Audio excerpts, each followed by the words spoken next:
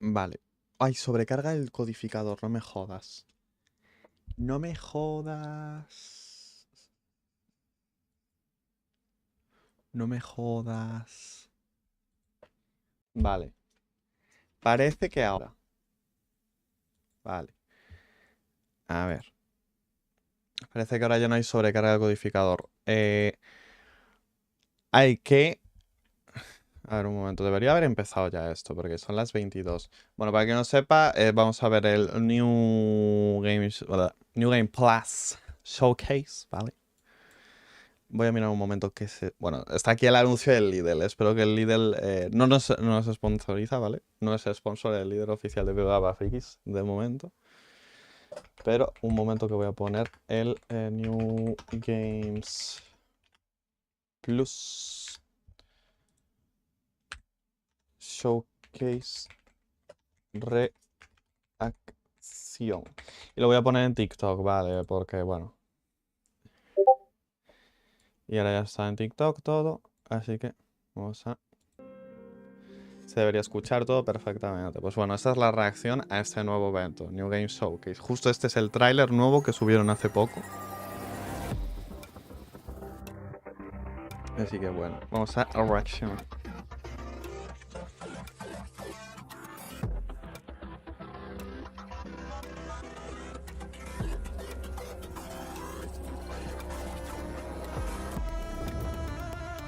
Esto es el Crimson Desert, supongo, ¿vale? O sea, para que no lo sepa. Realmente está aquí el... ¿Cómo se llamaba este juego? El RuneScape acaba de aparecer. Pero bueno, pues, hay juegos que sí se sabe que están, ¿vale? Que están oficiales, que van a salir aquí. En concreto, pues eso, el Crimson Desert. Ya se sabe. El Atomic Heart 2 también se sabe que va a salir. Y además creo que también un DLC del Atomic Heart 2. En caso de, bueno, de dudas. También va a haber eso, DLC del Atomic Heart 2. Para que no lo sepa. Así que eso.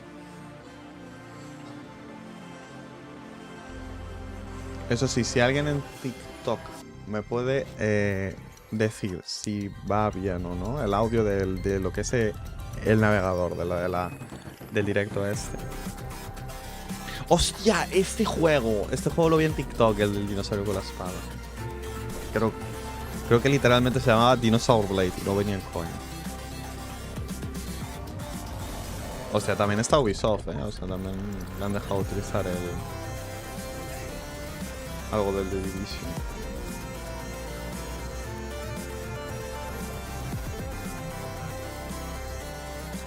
Pero bueno.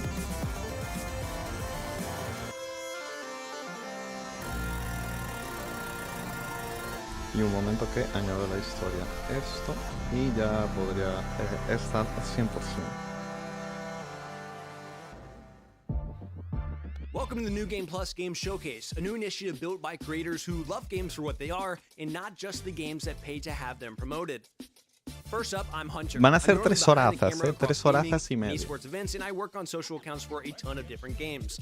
My favorite games of all time would probably be RuneScape, Dark Souls 3, Leaf Green, Black Ops 2, and Star Wars Battlefront 2. Then we have Jake Lucky, kind of the point where gaming, esports, and streamers collide. If you look at him for too long, you'll start to wonder why his neck is so long, and if you look at his Twitter for too long, you'll wonder how much Nadeshot paid him to tweet clips of him every single day. His favorite games of all time are RuneScape, Age of Empires 2, Halo Infinite, Jumpstart Adventures with Bodley, and CSGO. Next up, juegos en verdad un poco de nicho, que tienes que jugar, ¿sabes? Who probably has more personality than the rest of us in her pinky.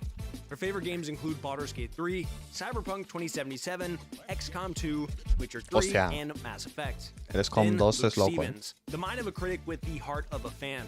Luke breaks down games through their DNA and really looks at everything a game has to offer. Where our brains might be smooth, his is nice and wrinkled. His favorite games of all time are Elden Ring, Kingdom Come Deliverance 2, Last of Us, Witcher 3, and Batman Arkham City. The fifth and final in-person member this year is I Am Rob.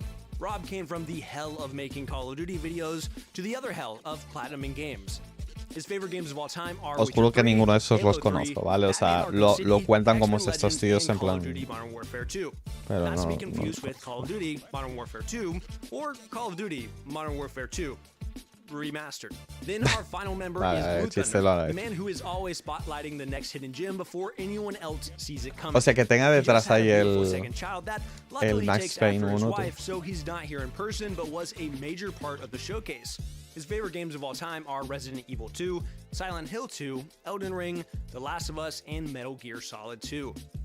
Together we're pressing Un how poco we think XD que game hayan utilizado showcases esa should foto feel. en vez de... Conversational, authentic, and Se transparent. puede quitar We're esto. here to celebrate what actually excites us. Incredible worlds, creative devs, and stories behind those games that we love so much. There's no paid placements, no marketing scripts, just pure passion and excitement for what's coming up in gaming.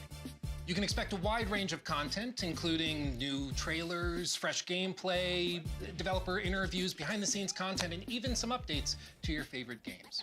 Si soy sincero, Grab your drink of choice and let's dive into yo no some sé of the quién games es that we toda think esta are gente worth your para attention. poder haber hecho This is the New un Game Plus evento. Game Showcase. Para haber hecho un showcase con empresas medianamente grandes. A ver, está Ubisoft, que es un tocho grande de la que viene a ser los videojuegos, ¿vale?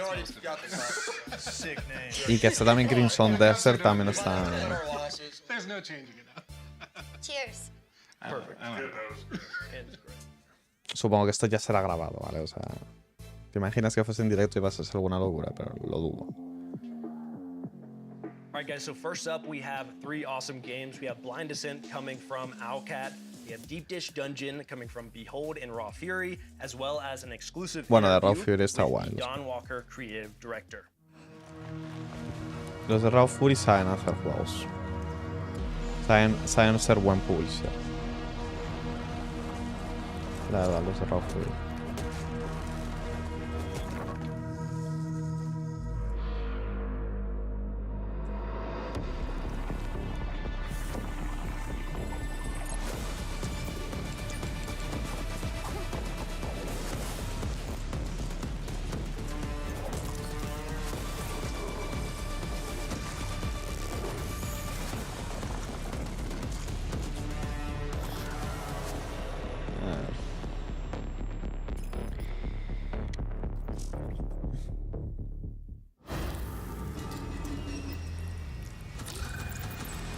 Ah, está gracioso este, por ejemplo.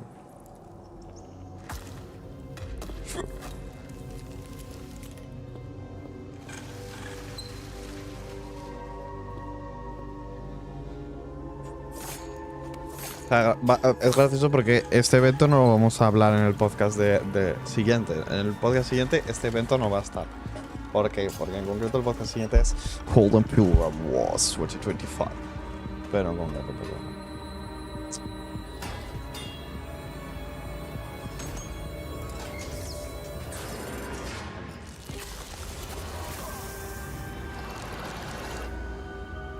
Está interesante.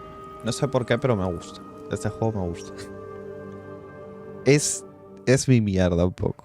Es Free and Slop de sufrir con amigos. Y este juego ya hemos hablado en el podcast porque últimamente está hablando la gente mucho del juego este que viene, de Blood of Blood, que mala pinta no tiene. Mala pinta no tiene. Y se nota mucho que tiene mucha inspiración en The Witcher 3 y que es de ex-devs de The Witcher 3. Se nota. A Dawnwalker Interview. is like a special kind of being in our IP. It's neither fully a vampire nor a human. It's something in between. What this means is basically that you, as a Dawnwalker, you have underwent a transformation. You used to be human.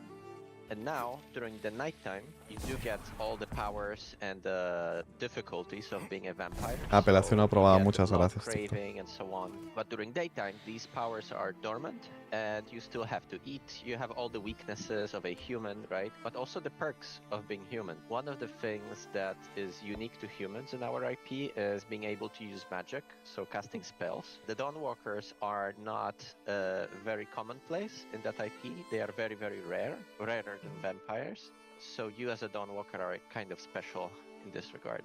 I would say the short-term things that have immediate impact on the character development are you have to feed on, you know, ¿No es también como muy parecido esto a lo de los hechizos del The right? So you Witcher get these cravings, you get 3? these like En weird plan, eerie el dial, me experiences refiero. that you didn't have as a human. Francis and his Que no es clique of malo, vampires actually No es caught malo. O sea, him on simplemente me his parece low point interesante. when he was vulnerable. He has used specific traits of vampiric blood in order to cement his position in the valley. Because, you know, as you might imagine, having a bloodsucker as your lord might be a tough sell. However, if the alternative is getting sick and, you know, dying, Hostia, me ha asustado, actually it doesn't sound as such a horrible thing. He tries to kind of distort the religious beliefs in order to install himself as a savior of the valley. We do explore this in the game, so you might see, like, for example, statues erected to Francis, new iconography shown in the local cathedral, for example, and in the castle and so on. There is this whole cult of personality he builds around himself. So he basically shows himself as something better than the old order, right? We do have a mechanic tied to shrines that are erected across the valley, and Francis puts a lot of attention to kind of twist them to his own image, and these do have a functionality. When you play the game, we have assigned specific functions to them. Generally speaking, one of the things we wanted to achieve in this game is to have Francis being this active antagonist. You know, in a lot of games, the antagonists are out there to be defeated, but generally speaking, you have free reign, you do your own thing, and it doesn't really, you know, change much in how they approach you. In this game, what we wanted to do is to have Francis react to your actions as you know, complete different activities throughout the valley, as you maybe undermine his operations and so on. It's kind of like his seal of approval. Exactly. So it's like, so basically the way you can think about it is like the more you do in the valley, especially if you undermine Francis, you will gain notoriety. The more notorious you are, the more edicts Francis will pass in order to thwart you. So, for example, he might send out more soldiers to patrol roads and villages, right? He might, in some extreme cases, maybe even initiate a lockdown of the city to basically hamper your ways of traversing it, right? There is a number of these edicts we have prepared, and each of them is designed to kind of twist and change the general open world gameplay. It also has benefits. There are factions in the valley that dislike Francis, so the more notoriety you gain, you know, the better standing with them you get, like they actually like that. There is a number of plot lines that you can follow if you want. You can also cut them off, because we have added these systems where, for example, you might lose control over Cohen when he's a vampire if he was hungry. You might kill off some important NPCs, and then the plotline just cuts off basically, or you get some alternative version. There are some ways to enter the castle in the open world. You can ignore these side plotlines. You can level up Cohen and decide to attack the castle on your own, right? Out of curiosity, is there romance in the game? Romance, yes, of course. We do have romance options, yes. We didn't delve deep into like with whom yet. Okay. And I'll leave that for the future to talk about. However, yes, you can expect to build relationships with characters. Like I said, there is like one main goal, very varying ways to get to it.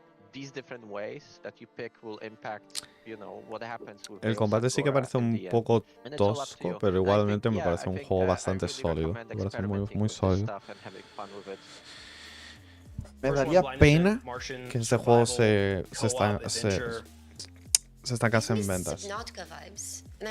In the best way possible, I really like it, but like more with land exploration, which is really cool. I honestly can't wait to try it. We're also going to see a lot of survival games today. So I think it all comes down to what the ultimate depth of the game is. But my first thought when I saw Martian land was No Man's Sky. That's obviously like maybe a reach for expectation wise, and definitely a tall task. But when I heard Martian, I thought No Man's Sky-esque. Like you said, a lot of survival games, but I think it's popular right now, and I'm hopeful that a lot of them do it right. But this is like going underneath Mars and has aliens. It looks interesting. I like it. I'm intrigued about ¿Por qué se me ha parado? Vale. the variety of ecosystems and aliens and plants that they bring up. Well, like you said, it's popular right now because people like them. And so they share a lot of things mechanically, but for me, it's usually the vibe. And this one has a vibe. Yeah, it's a good vibe. That's why I wonder how that gameplay loop goes. Like, how far down can you go? What kind of biomes are you experiencing as you continue to go down? And like you said, with survivals, we see like a lot of the same loops. So how can they? Are there trees you can cut? Yeah, like again, we're gonna talk about it a lot, but if you can cut a tree down, I'm good for survival games. I'm like At that point, I'm the target audience. Then we have Deep Dish Dungeon, co-op dungeon crawling, a survival game. Ah, vale, handcrafted están hablando de dungeon. varios You got juegos que van a resources, enseñar. cook to strengthen your party. You can party up with friends. I'm excited for it. Speaking of vibes, this thing is a vibe. Like, I don't know what you'd call that art style, but whatever it is, like injected into my Kind of veins. retro, right? It's like pixel art, but then they also have like some voxel type tech for digging and breaking things. I don't know, whatever it is, I like What's it. voxel type tech? Okay, so when Luke said voxel, that's big word count number 1 of the day. When I see that, I'm very basic. I'm like, that's got to be some form of pixel art, which is definitely coming back. I feel like we're seeing more games kind of pull back that old view, that old like Minecraft pixel art, whatever you want to call it, voxel view. I will be honest with you guys. While you guys are talking about pixels, I'm thinking I hope I can kill my teammates in funny ways. So sure, we'll go with the pixels. Yeah, we were watching the trailer together, and the first thing she was saying was like, hey, how do I kill those I'm with? I mean, I have to imagine it's a dungeon crawling game about cooking. Se están hablando in a tanto de dungeon. survival, Surely o sea, you're están gonna be able hablando to accidentally tanto. poison yourself, O sea, you know? han dicho que este evento está hecho para joder a los Game Awards, You're gonna have to find out. pero sinceramente, de momento, O sea, hemos visto 2 juegos contados y están hablando de juegos que aún no hemos visto. The Lethal Company Yeah. effects, where they're like, It looks like You a can game hear them that's meant to be screaming. Like enjoyed screaming. with friends, for sure. Yeah, like at Me least and Jake gonna be in their edition in that dungeon. like at least a co-op. He's across the world. I'm like, Rob, you there? I'm dishing, baby. I'm dishing. I'm dishing. Making Can you dinner. bring the carrot? What are you making? Lasagna. Yeah, no, but it looks very promising though. Next up, we have Dawn Walker. Lua had a crazy conversation with her creative director. Single player, vampire. Bueno, a ver, este lo hemos RPG. visto porque lo It hemos looks visto hace incredible. nada, pero I think the 30-day system is de verdad está awesome. muy And bueno. like you said, gives weight to things. And then the whole, like, there's so many decisions you can make. What I find really interesting about the game is that Cohen, the protagonist, is half vampire, half man. And even though, like, all of that sounds great by itself, there's even another layer where at night, of course, he can use vampiric abilities that he doesn't get to use during the daytime. His combat's different. He's not using a sword, he's using claws. And then in the daytime, of course, there's NPCs walking around, and there's, you know, maybe patrols going around that aren't there at night, but then there's different ones at night. So And you can use magic as human. You can use magic as a vampire. Yes, and basically what they're trying to do is to not just have the time be an element of certain actions to take it forward, but also whether you're playing in day or night, quest lines play out completely differently because people are in different spots, their behaviors are different. This person may be asleep, so you can't talk to them. Have but different somebody else is abilities. there. Exactly. Well, The Witcher 3 is my personal favorite game of all time. So, and this is former Witcher 3 developers working on this, and so much of that charm was prevalent there. The music. The music, just that soundtrack and the short little snippet we saw there, I felt it. I love that simple separation between day and night and different things coming with your character. That's got to be like the coolest part of it. Yeah, because it's got to probably tailor to your gameplay of like, I got to wait to make this choice during the nighttime versus during the daytime where I can use certain abilities or different combat styles. I love that part of it. And so I could Ah, foresee están hablando de lo del going tema through, del like, día y you la know, play noche, pero style, where you're playing only at night for veremos missions, you're cuando just salga el doing juego qué stealthy tal está vampire en stuff, plan and you're eating llevado people lo or del siglo al drinking fin y al blood cabo. rather not eating people. I don't know, maybe it's not away. But Whatever you know, you want. the dark run through versus like the light run through in the daytime, the vegan run through. The vegan run through. Which has one of those vegan Vegan sped run, Don Walker. yeah, vegan achievements. Sponsored by Beyond Meat. The fact that they revealed a little bit about more Brinsis, the Overlord, is also a system.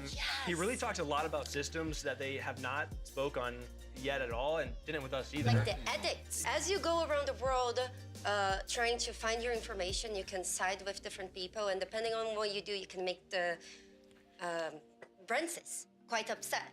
So he can start making laws and rules to stop you from progressing in the Ahora he circle. perdido lo que estaban diciendo por culpa de TikTok, de que me ha tirado, o sea, no me ha tirado el directo, sino que como que live restringido, ¿sabes?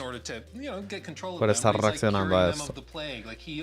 Pero es que ahora ya he perdido lo que estaban diciendo, porque ahora siguen hablando del mismo juego, del Breath of the Wild Walker, que lo repito, es un juego que tiene pinta, tiene bastante buena pinta, pero hasta que no salga, no nos haga nada. Hasta que nos haga veremos qué tal está, etcétera, ¿sabes? De momento hay que And it's also about aguantarse. perspective. These people were ruled by a very tyrannical leader before, so even though Brent is Que a mí me parece que va a estar guay. He may as well Lo que sí tengo be a miedo es savior, que se right? estrelle. Eso sí que no me gustaría, pero bueno. For the next section, Beautiful we have Light. 3. Again, I'm gonna have to not say Beautiful incredible Light games es era every un single extraction time, shooter but que we van have a Prologue, Go poner. Way Back from Player Unknown, Beautiful Light from Deep Worlds, and Project Shadowglass from Starhelm Studios. No sé si van a enseñar, es que no llegué a jugarlo. Había un juego, hace poco hicieron un juego del los del PUBG, que era un extraction shooter, y me dieron la beta, o sea, la alfa para probar. Al final lo acabé probando. And free roam for those that just like a hike. The differentiator, or the thing that makes a difference, is that we can generate essentially infinite maps of 8x8 scale. Like, we have a map editor in the game and stuff like that, but we want to be able to give you the ability to give a deep link to someone, so I can just send you like a HTTP link that starts up the game, loads a map, and O sea, es del estudio de PlayerUnknown. with you with just a link. Right, so claro, es que escuché antes lo de PlayerUnknown y me vino a la cabeza lo del Beautiful Light junto con esto. Or proving some technology we've developed. It's no longer an experiment, it's in production, so it works. But it's also going back to my love of survival games and those kind of emergent. I'm not giving anyone missions to do, it's just get there, and how you get there is fully up to you. Basically, if you play the same seed, you get the same weather, I'm pretty sure you get the same cabin layout, and you maybe get the same loot.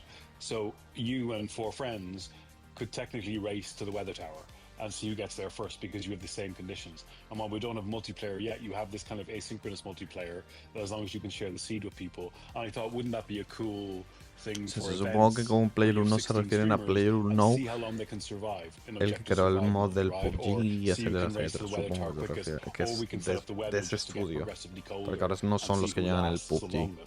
Ahora es Krafton. One of the higher points on the map. It's generally the other side of the map. We do have prompts now that tell you what to do in the world. But yeah, there's some simple survival mechanics. Keep yourself warm, keep yourself dry, light fires, board up windows, keep your body in a good temperature, get across the map. And we don't tell you where you are on the map, except when you find a new map in the world and it updates your position. You're left for basic navigation. It's kind of set in the 80s, so you don't have digital GPS, stuff like that. I want to make sure that the worlds we're generating have enough depth that when we add story and mission and quest-based, a ver, sí que se ve verde, y yo lo he dicho también like está diciendo con está muy básico, pero que igualmente, a ver, por donde quieren ir se ve que puede estar bien. Este sí que no te diría que como si lo petaría o no. Pero vamos, con suficiente visibilidad. Vamos, sin problema. Bring power to the weather tower so you can get a message or go and do various things. Right now there's a bunch of cabins and there's survival mechanics, but we want to add a lot more depth to the environment. Preface of the tech demo. That I always said I wanted to release a free tech demo of the engine we're building, and that's what Preface is. And the kind of poetic thing is that my last game will be Preface, because it'll just be a visualization of what's possible with our engine at that time. And it's more like Minecraft survival, that it's an example of what you can do. Es que es lo que estaba pensando, es como muy Minecraft, ¿no? En plan, porque han hablado eso de que puedes hacer seeds, etc. O sea, que es un mundo que se genera aleatoriamente. I don't see anyone working towards that. I see small bubbles, but I don't see anyone really trying to do Earth scale terrain with millions of people. And that's kind of the bigger goal. Pero es en plan que hablan de que puedes tener como una seed que lo que hace la puedes compartir y todo el mundo va puede tener la misma partida que tú, etcétera, etcétera. Y que su mapa genera aleatoriamente, etcétera, etcétera, pero que igualmente tiene su mismo objetivo. Millions of people. That will be kind of a survival civilization MMO type game. But again, that's just one layer of the world. Like, I want you to be able to just jump around the world and see what's happening, because you should be able to, like, I think if you want to interact with the world, there should be a layer of survival you have to do, or a layer. Eso sí, el mundo como que se siente, todo lo que ves en las imágenes, como que, se siente como un poco denso. Y eso también mola. Y ahora sería el Beautiful Light, que este es un extraction shooter, pero como un poco más raro, si me recuerdo. Sí, en plan, que tiene cosas como más oscuras y de horror, tal. Este creo que eran 40 pavos. O sea, aún no ha salido, pero creo que habían hablado de precio. O sea, la animación es igualita, a la de Stalker. By the way. Es muy parecido, Que yo sé... Oh, eso está... Hostia, qué guapo está eso. Eso de lo de la... Ay, ¿cómo se llama? Iba a decir espectrograma, pero no se llama así. Es como un visualizador de audio, no sé cómo es. Que te lo analizas, está guapo.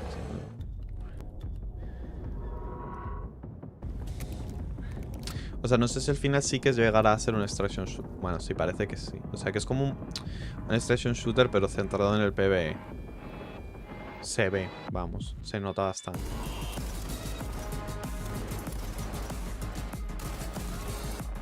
Se nota mucho que tiene mucha inspiración en el Stalker. O sea, te podría decir, incluso parece que está. Que es... Vale, eso que no sé si... Vale, supongo que también ahora personas. PvP. Sí, PvP.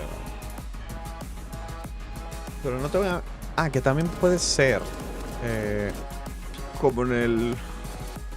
¿Cómo se llama? Como en el Left 4 Dead, que puede ser el enemigo. Pero sí, este ya le tengo desde hace tiempo ya como el ojo echado. Ah, el Beautiful Light. Creo que es este. Beautiful Light, sí. Wishlist Now. Creo que lo tengo yo ya en la wishlist. Este qué pintaza, Esto es locura. Now, there's 3D. Oh, I'm just with you. I'm Dominic John, the dev behind Project Shadowglass, a 3D pixelated RPG that's a love letter to classic immersive sims like Thief. Es que esto está guapísimo. This video es a el series puto... of prototype rooms that I've been working on some of the core systems in. Es el trend este de Twitter que la gente decía. Ojalá los juegos fuesen así, no sé qué. Te sacaban un... En plan esto, pero con IA. Eso, uf, qué pintaza. Qué pintaza. Esto tiene... Este tiene pinta. Hostia, qué cabrón. Como en el Thief 2. Nah, este juego va a ser... Este juego es histórico, Es que este juego es Thief 2. Literal, está guapísimo. Headphones, I would highly suggest wearing them. All the audio in Project Shadowglass is going to be 3D, and not just 3D, but simulated.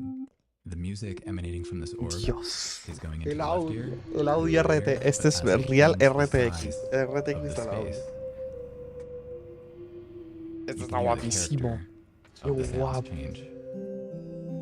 Así es como se tienen que enseñar los putos juegos, tú. Qué guapo, tú, lo del audio. Es que para quien esté escuchándolo, en auriculares, se nota un huevo. Y está de puta madre. Está de puta madre.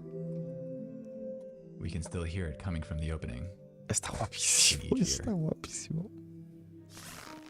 Esto está muy guapo, tú. Es una locura. ¡Qué locura! Esto también está guapo.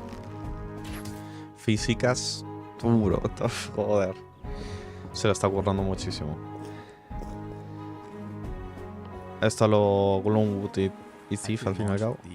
Shadowglass Discord today. Y se- So if you have any ideas or suggestions or just want to follow along, feel free to wishlist Project Shadowglass on Steam. I hope you enjoy the sneak es que peek voy on ya. how things are Es coming que voy along. ya. Thank you so much, all the crew at New Game Plus for having me. Shadow Glass. O sea, es que me meto ya. O sea, lo meto ya en la lista. Es una locura. O sea, To me estás start with, jodiendo. Es una Prologue, Go locura. Way Back, another survival game that we're seeing, and we were talking, it's a bare bones survival game where there is no common enemy. Your enemy is the elements, where you just have to try and survive and make it to that point. So if you guys don't know Brennan Green, he not only was behind the Battle Royale mode of H1Z1, which we talked a long time about, he was also the creator of PUBG. So people have a lot of faith in him and what he calls his 10-year plan. And he talks about his ultimate goal being he wants 1 million players on a server. He wants the internet to be made 3D and for all of us to actually truly claro. be able Es to que eso play no lo había together, entendido which I bien. know is a Lo de crazy que transition quiere from us talking about a survival que quiere un game. servidor tochísimo para los juegos. En We wanna plan, cover their survival game because I love que haya survival miles de games, and they're personas en gonna un be servidor. branching out in this game for the next few Del years until juego they este have que habíamos multiplayer, visto, until que they no have un weapons, and they survival. have PvE and animals to fight against. But it's also part of a much Also, a bigger picture. story. He mentioned they will be adding also a story to the Things to world. do, yeah. Yes. That's got to be like the most ambitious, one of the most ambitious projects out there right now. Yeah, I mean, it's crazy to What's so think funny about. about him is that he's like, yeah, I want like millions of players to be playing together on like a gigantic map, but you know, not to undersell it. Shoot for the stars, brother. Shoot for the stars. No one's done that yet. Next game we talked about was Beautiful Light by Deep Worlds SA. That's a PvPvE tactical extraction shooter. There are 6 3-person squads, and there's also a lot of anomalies and monsters and stuff that we saw in it. Looks like I'm gonna be scared. It looks very scary. I mean, I appreciated that it was very immersive. Like he had Yes. the No sé a qué se boy refiere. looking thing over there. Yeah. And speaking of big words, I actually looked up what that's called. It's called diegetic UI. Oh, did you say diegetic? Diegetic. Thinking the same. Diegetic. Write that one We're down. all Write that one thinking down. of that word. But it's really, really cool in games like this, especially because it's like hyper immersive. There's no UI popping up being like, oh, attack incoming. It's just, no, you are in the moment, you're in the game, listen around you, look at the thing on the character itself. Ah, vale, o Love sea, that. So o you sea, lo can único play que hay as a de monster, UI, yeah. bueno, de Or interfaz sería lo de... or as the, soldier. Is there controller support? I don't know. Great question. Duality, she just threw up in her mouth. I have nothing against controllers, but I believe there's a right time for mouse and keyboard and a right time for keyboards. And he believes that the right time for a controller is when you're playing shooter games. It's obviously better. The mouse and keyboard is better for that. But not for him. I would edit my own YouTube videos with a controller. if Yeah, I he could. said that That's earlier. That's how passionate I am. Which is a patently insane thing to say. Yeah, then we have Project Shadowglass. Voxel art. I really enjoyed the This is Starhelm Studios. Está It's an guapísimo el immersive Project sim. Shadowglass, este We've all está... seen it. I think it went viral from Está that AI guapos. post. There was like an AI post that Va a looked just mojar like it, pan. and then he was like, I'm Bah. making a game like this. It's not AI. I looked up the video because he has a YouTube channel where you can actually see kind of behind the scenes. And when that clip of the AI generated art went viral, he saw it and thought like, I didn't think anybody wanted this. I was just like, it was a fun side project. And then he saw people wanted it and thought it looked awesome, and he put it out, but it's real. Well, we talked about it earlier. There's a desire for stuff like that. The more simplicity, kind of retro feel. It feels like the game is still like learning what it wants to be. Like he's working on the graphics, the basics, the music, and as like they have a bow and an arrow, and hopefully as they work on the project, they Es que es they Thief start 2, feeling pero what it will grow guapo, to be, o sea, what más, kind of o game sea, it will igualmente el Thief 2 develop está itself guapísimo, ¿sabes? Yeah, Pero- my understanding is right now it is just Project Shadowglass, and it's going to eventually become like a video game, but right now it's just kind of proof of concept that the art works, the crazy math behind it works, and like it can grow to a game, but it's certainly very, very Well, I wish him nothing but success. Yeah, he seems like a because it seems like I awesome just dude. love a good passion project. You can tell there's a lot of heart in that. And I feel like I initially, like everyone else, why I went so viral, I got attached to that same artwork, but then when he further explains and shows you some concepts that you weren't expecting out of a game with that artwork or that design, when he's showing that you said the R6 lean in there. And you, Oh yeah, that threw me off. The little bow it's like, behind. I whoa. was like, is that a Rainbow Six You threw, that, Siege? you threw that in there, and then of course they got the wall grapple, and then with the whole audio design as well. I mean, I'm deaf. I remember seeing that clip that went viral. I remember seeing it. I was like, wow, that looks incredible. Like walking up to the castle. Aphelion the Expanse. This section we have Esos son three, what I would consider kind of ningún sci-fi rol games ahora a little mismo. bit, but we have Aphelion from Don't Nod, which we have an incredible look behind the scenes of the music with the composer themselves, as well as The Expanse Osiris Reborn from Owlcat, if you're familiar with The Expanse, super exciting, and also Distant Shores. The Expanse ahora mismo, no sé cuál es. Ah, vale, este, joder. Vale, sí, el que es licenciado por... no sé qué... Este me suena que se ha visto en el... Puede que en un X... En algo de Xbox me suena. My name is Amin Bouafa. I'm a film music composer, and I am the composer for Aphelion, the video game. Aphelion. I remember having a message from Talal saying that he loved the score of Summit of the Gods, and they are working on a new video game. And Creo que este es el que era del... que era como de... No de la NASA, pero era de algo de aquí de Europa. Como la NASA de Europa o algo así, no me sale. So how to compose, how to write music that would be interactive with models, with stems, Creo que era algo así, ¿no? separating the different elements, and at the same time, how could the music, how the structure of the music would be an evolving structure. It was very important for me first to have the story of Ariane and Thomas, like that the log line is the story, both of them. So there is a Creo que es el que creo. Conveys this emotional relationship between them, and then the frozen aspect of the music. I mean, for me, it was very important first to feel the cold in the music, to feel the wind, to feel the ice. It's an instrument that had been invented by the Bachet brothers in the mid-20th century. For me, it looks like an alien instrument. When you see it, cannot even predict that it's a musical instrument. To play the instrument, you need to get your hands in water and then rub crystal buttons that are in this metal structure could convey this frozen identity of the score, and at the same time having this magical sense of in the score.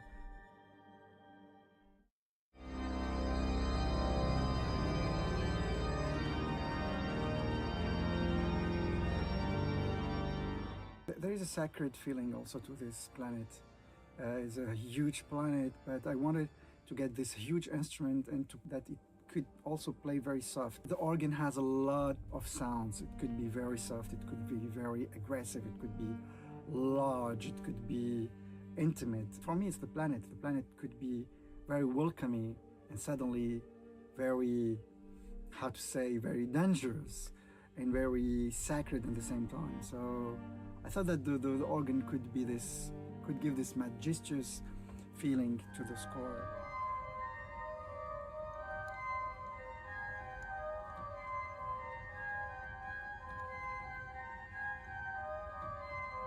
I'm so happy to write the music for Aphelion. It's the first time for me to write a video game score, and it's a lot of fun and a lot of passion. Es que yo me acuerdo que había un juego que era de esto, de lo de la NASA, pero de Europa. Es que sinceramente no me acuerdo del nombre. Entonces, no sé si es el que pienso yo. No sé. No sé si es.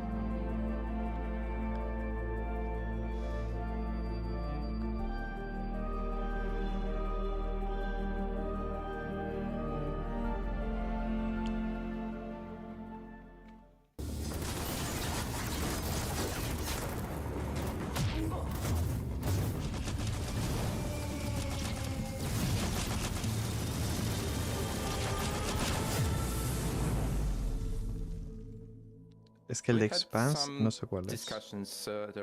Es que este sí que no sé cuál es. Whether to go fully class system or something else. And again, we started with sitting down and lining up are possible ways that the player might perceive the game. The power fantasies, how he can express himself in combat. So he might want to be a sniper, might want to be a hacker, maybe an engineer, something else.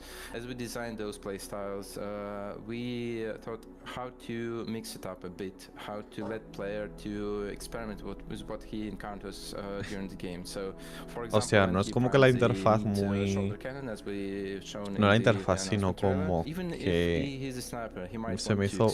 Bueno, aparte de que parece el logo hecho con ella. No el logo, sino la chica esa rubia. Había unos carteles que eran igualitos a los de Star Citizen. Pero a lo mejor está bien. O sea, no digo que no. Kinda gently guides you towards the certain direction of your power fantasy of how you play the game. At some point, the player will need to commit to his choices. So again, it's an important part of the choices system. You know, if you just can switch everything on the fly, that kinda makes your choices less important. So at some point you need to está interesante el evento a nivel de visión de lo que es un juegos AA y juegos indie. No, aún queda mucho, ¿no? Son 3 horas y media. Pero a ver qué tal. Sorpresas puede haber. O sea, 45 juegos son bastantes.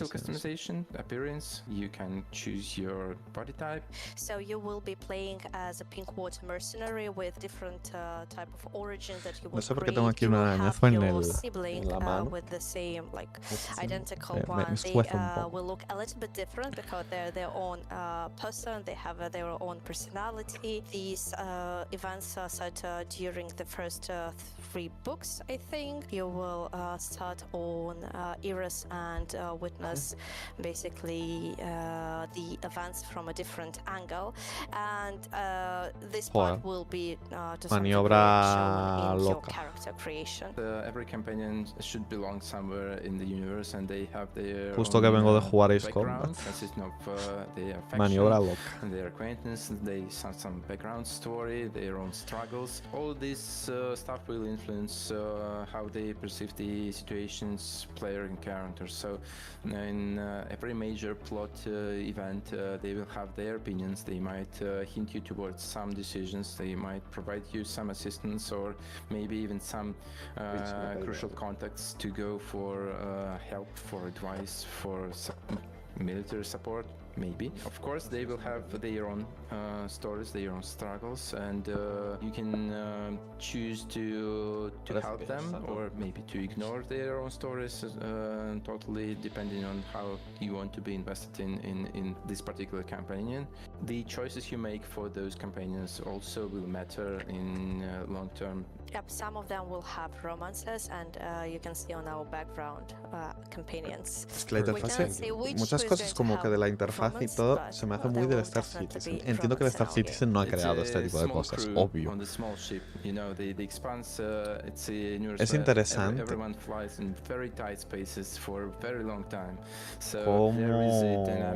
Es que se nota mucho la influencia de lo que dicen, ¿no? De Starfield y de Star Citizen. Es interesante cómo han avanzado los AA para que parezcan AAA. O sea, gráficamente, ahora mismo lo que se ve gráficamente a nivel cinemáticas tal, se ve muy bien el juego. O sea, me dicen que este juego es AAA y te digo, vale. Shoulder cannon, or maybe something more defensive like a shield, or maybe a protected drone. A lot of gadgets that you can choose from depending on your play style. And as Julia mentioned, there are some play styles that are mostly focused on using your gadgets rather than using your weapons. Third layer, but el problema es que enseña muy poco game. O sea, no es malo, pero se siente que están hablando mucho de cosas muy importantes, pero que no puedes verlo, ¿sabes? No puedes ver de lo que están hablando.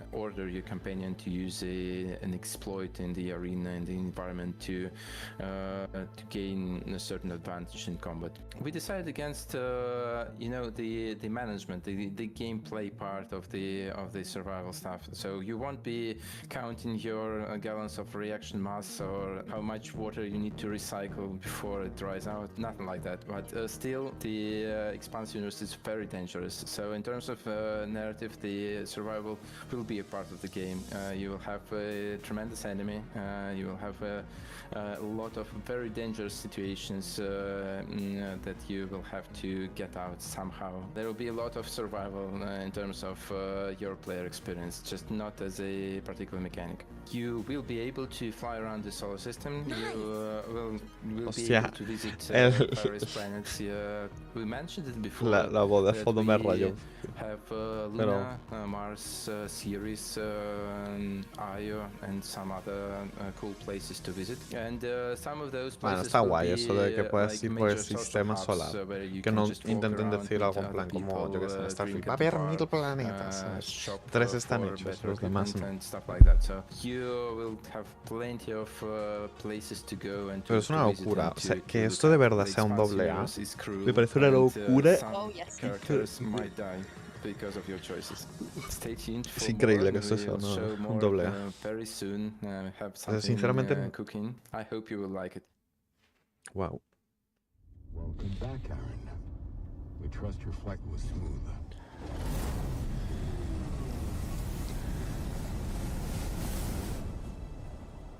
We have landed you on the outskirts of Genyak Island. Stay alert. Que también loco que va a salir también aquí el Atomic Heart 2. Hey, Aaron. Ah, este creo que lo vi en Twitter. You know, your brother. Que tenía físicas, ¿no? Era un juego como basado en físicas. Puede ser, ¿eh? Bygones be bygones. Just find me in the West Zone. Sí, I'll be waiting. este juego lo vi en Twitter. Que es basado en físicas. Está guapo, está guapo. Ese está guapo.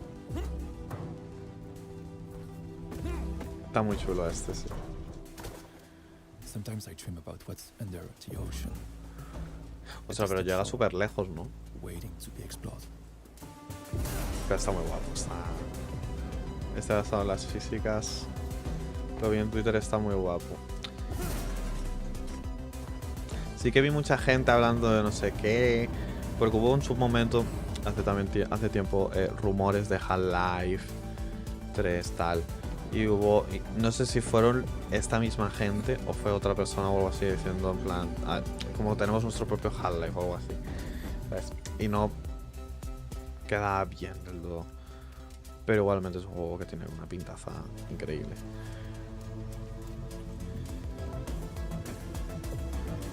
Yo creo que este, por ejemplo, sí que lo voy a meter en la lista de deseos. Si tiene wishlist de Steam, lo meto. Y el otro, mira, el Text Pass, el que han enseñado antes, también me ha molado. Me ha molado bastante.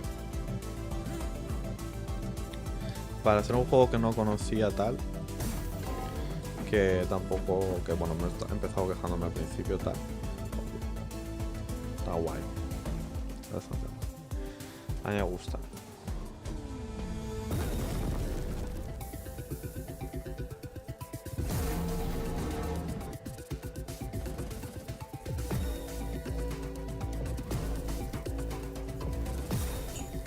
Es que esto está guapísimo. O sea, lo de basado en físicas está muy guay. Y os ocurre increíble. Eso es que la interfaz es una mierda. O sea, ese 25, ese 150, supongo que cambiará al final porque no le quedará tiempo de juego para hacerse. Pero bueno. Bueno, que hagas eso sin que te pete el ordenador va a ser una locura. Pero igualmente pintazo. Ostras. Está muy guapo. Está demasiado guapo. Dios. Mind blowing, o sea, esto es juego de que cuando haces algo es mete galaxia, en plan de cuando dices, vale, ¿sabes? Ya se me ha ocurrido que tengo que hacer. Es que si hay barra de vida es por algo. Mira, ahora sí que la bajo la vida.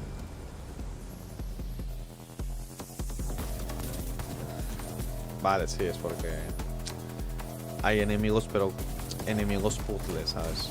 Como en el Portal. Sí, como en el Portal, en cierta manera. Hay torretas, etcétera, etcétera. Del mismo rollo, Pero igualmente está muy guapo, está muy guapo.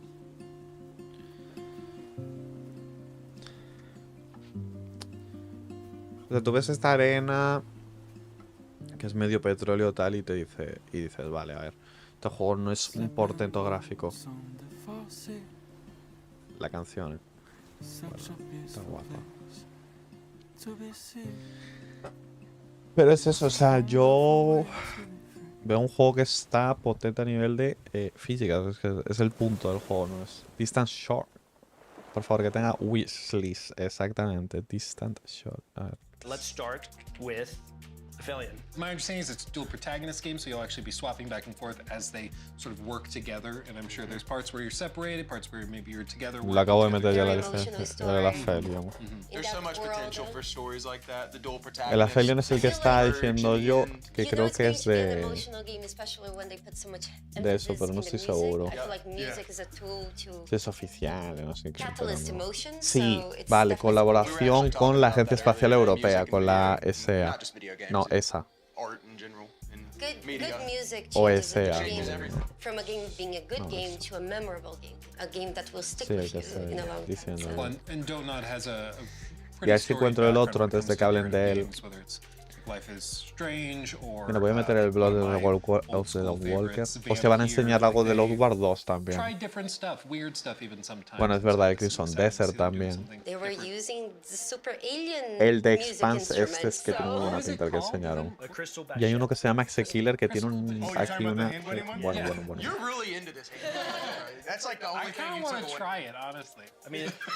Van a hablar también del RuneScape. Otro que se llama Far West. El Sant también va a salir. Va a salir también algo del The Division 2. Del The Cube también va a salir.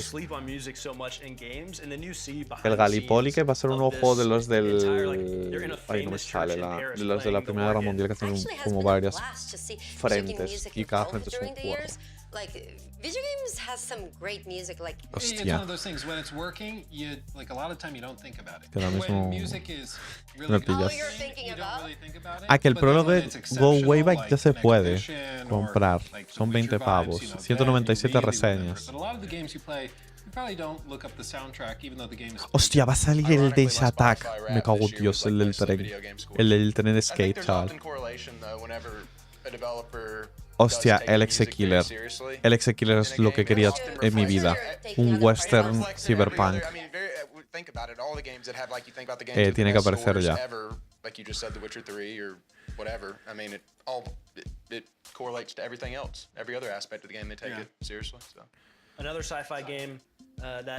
El de Expanse tiene... Mira que no me convenció el do al principio, pero me fue convenciendo poco a poco. Me moló. Me moló.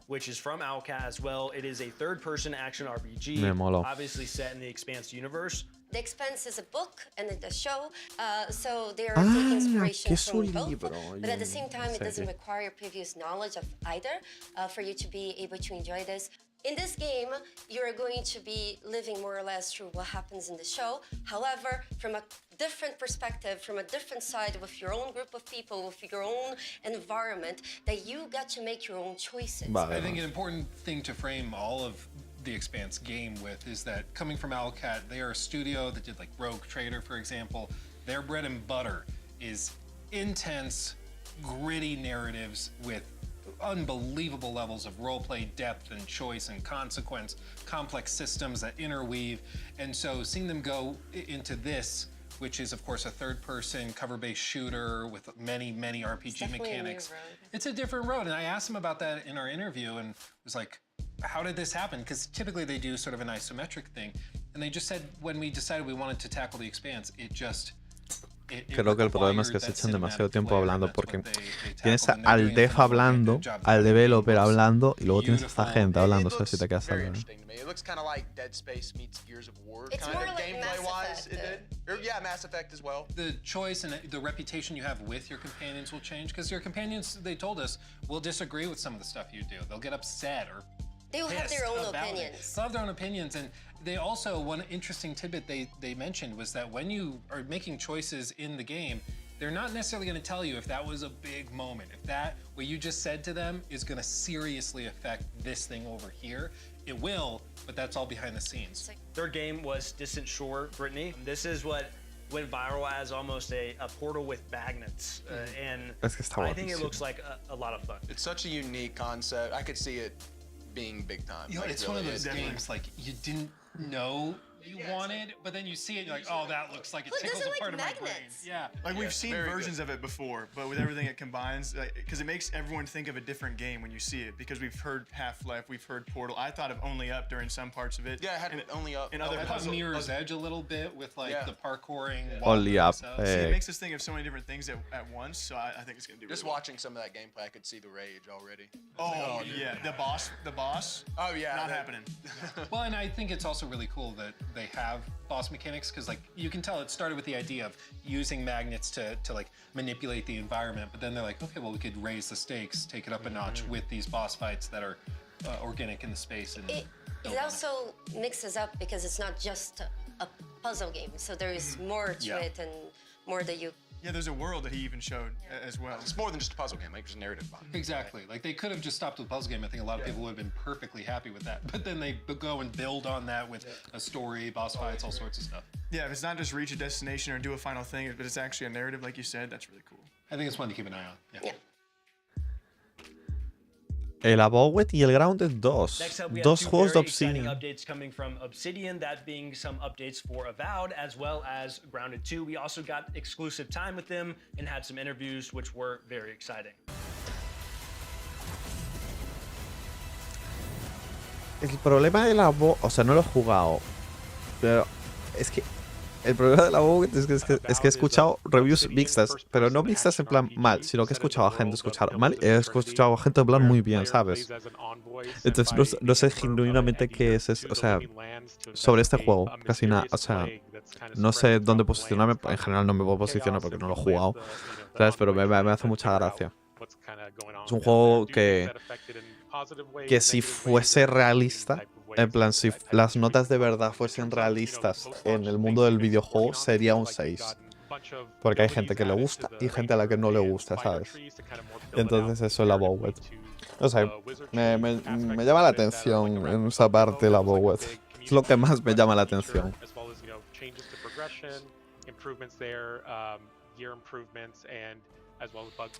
No te puedo decir que suba el juego ni es bueno. Es que he escuchado los dos bandos, ¿sabes? Gente que dice que es una mierda y gente que dice que es la polla por el combate, etcétera, etcétera.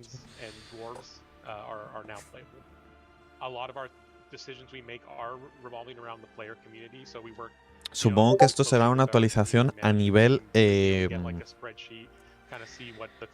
no sé si gratuita, o una expansión o gratuita.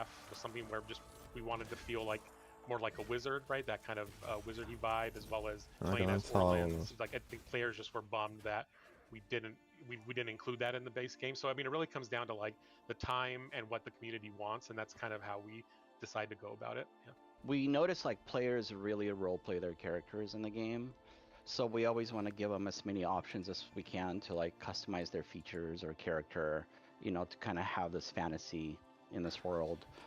As they journey through the story, we just wanted to give them as many. Es un juego que me molaría probar el Abowed. Really make the character they want to make, and just make it just their own. Es que no se ve mal el juego, o sea, no. All the playable races. Se ve un juego bien. We discussed it early on in Avowed. It's something to both previous Pillars games had. It's a lot of work and a difficult thing to really nail down, especially in Avowed. No, es que no lo veo un mal juego.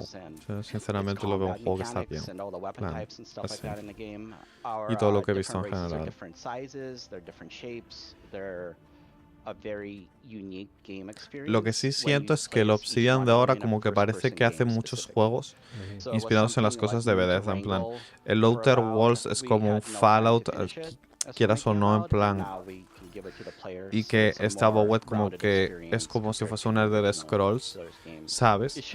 Y entonces ese punto de que parece como que por algún motivo como que van detrás de Bethesda o como que quieren perfeccionar las cosas que ya hizo Bethesda o volver a tocar los mismos palos y se siente raro, pero que igualmente son, ¿sabes?, juegos interesantes.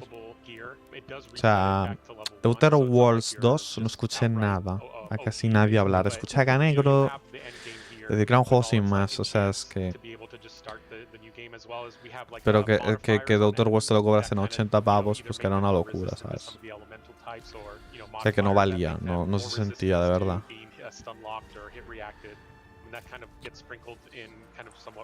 Que el Outer Worlds 1 no me disgustó del todo. No me disgustó. El 2 sí que no lo he probado. Y el Abowet este tampoco lo he probado. Pero se nota mucho también su inspiración, ¿no? En los Elder Scrolls. Pero que igualmente se ve, no sé, me parece un juego interesante para jugar.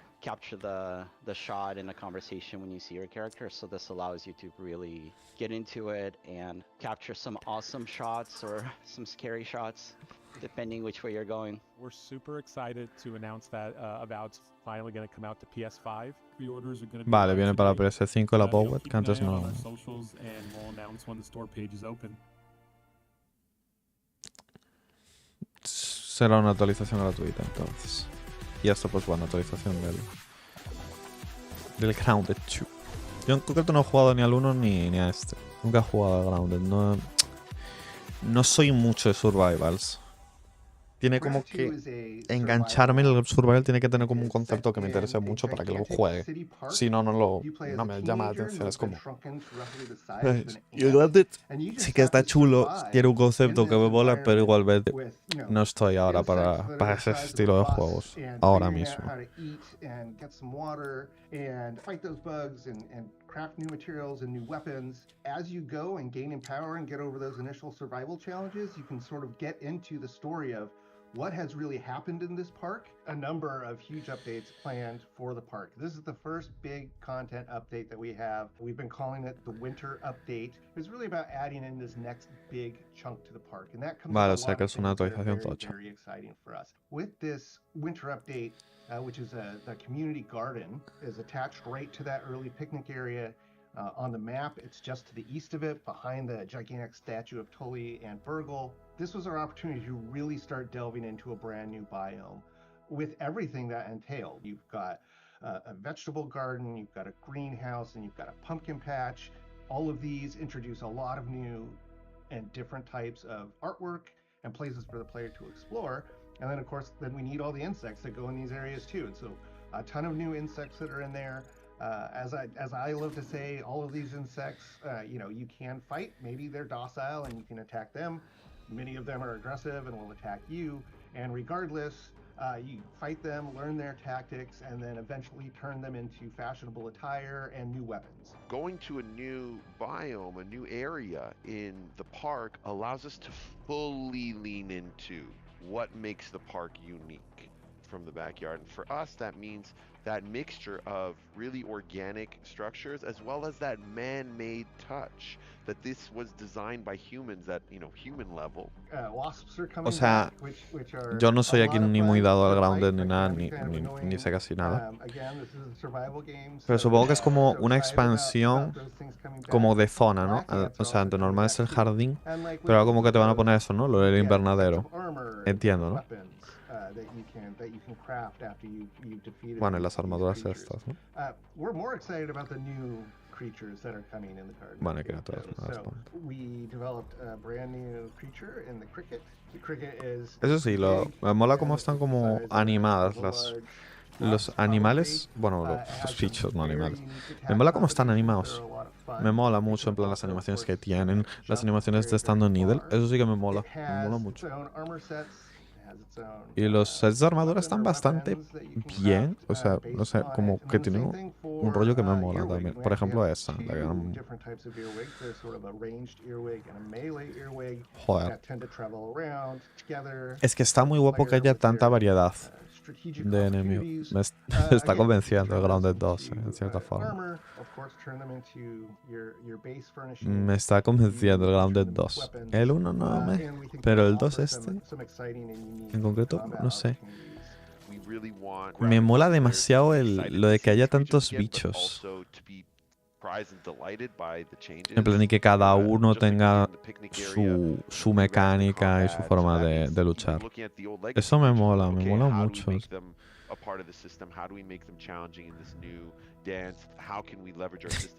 Parecía que esa hormiga tenía una máscara de gas.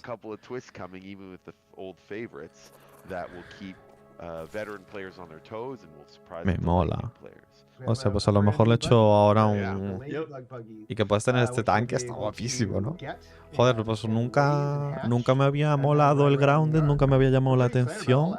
Pero hostia, es que así sí, si te soy sincero. Voy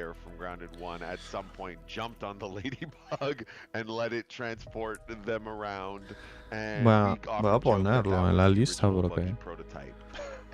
porque el Grounded me llama la atención. That it felt like an inevitability for us. But what's important for us whenever we do introduce a new buggy is we don't want it to just be another one or just a horse, you know? And so it really boiled down to what can the lady buggy bring to the table that the other ones weren't? What can make her stand apart and bring a utility and an experience to the Es que lo de tener un puto tanque está guapísimo. How can we carve out her own little niche in the game? She's the tank, she's, you know, the one who can get into those really tough fights and withstand those large swarms of insects. Me convence demasiado, me convence demasiado. Me convence demasiado la mariquita ataque, tío. Providing a ton of gameplay opportunities and a really unique experience. Being able to shoot down the aerial insects that are often a bit more challenging and a bit more frustrating for players. Well, now you have this ranged weapon that you can take them down with that feels super satisfying, almost like an anti-air. For us, as soon as we crack that, it felt like, okay, there she is. That's her niche. And now it's just about bringing that experience to life and finding moments in the garden experience to really highlight that and let that shine for the player. So we saw Avowed, great interview that you did over there. We see now that we have New Game Plus coming, there's a photo mode, new weapon type, changing appearance. There's new character presets, you got new races, which species. Lua will have a lot of fun with. Yeah, they're doing a lot. And I mean, the game, of course, launched earlier this year. Obsidian's been very busy, yeah. And they're doing these free updates now. And so they also are adding New Game Plus, which adds a whole new reason for you to go back through the game. So the game is coming to PS5. Yay! We got another one. We got it. The Avowed Platinum Trophy was insane. Here we go. Yeah, the thing.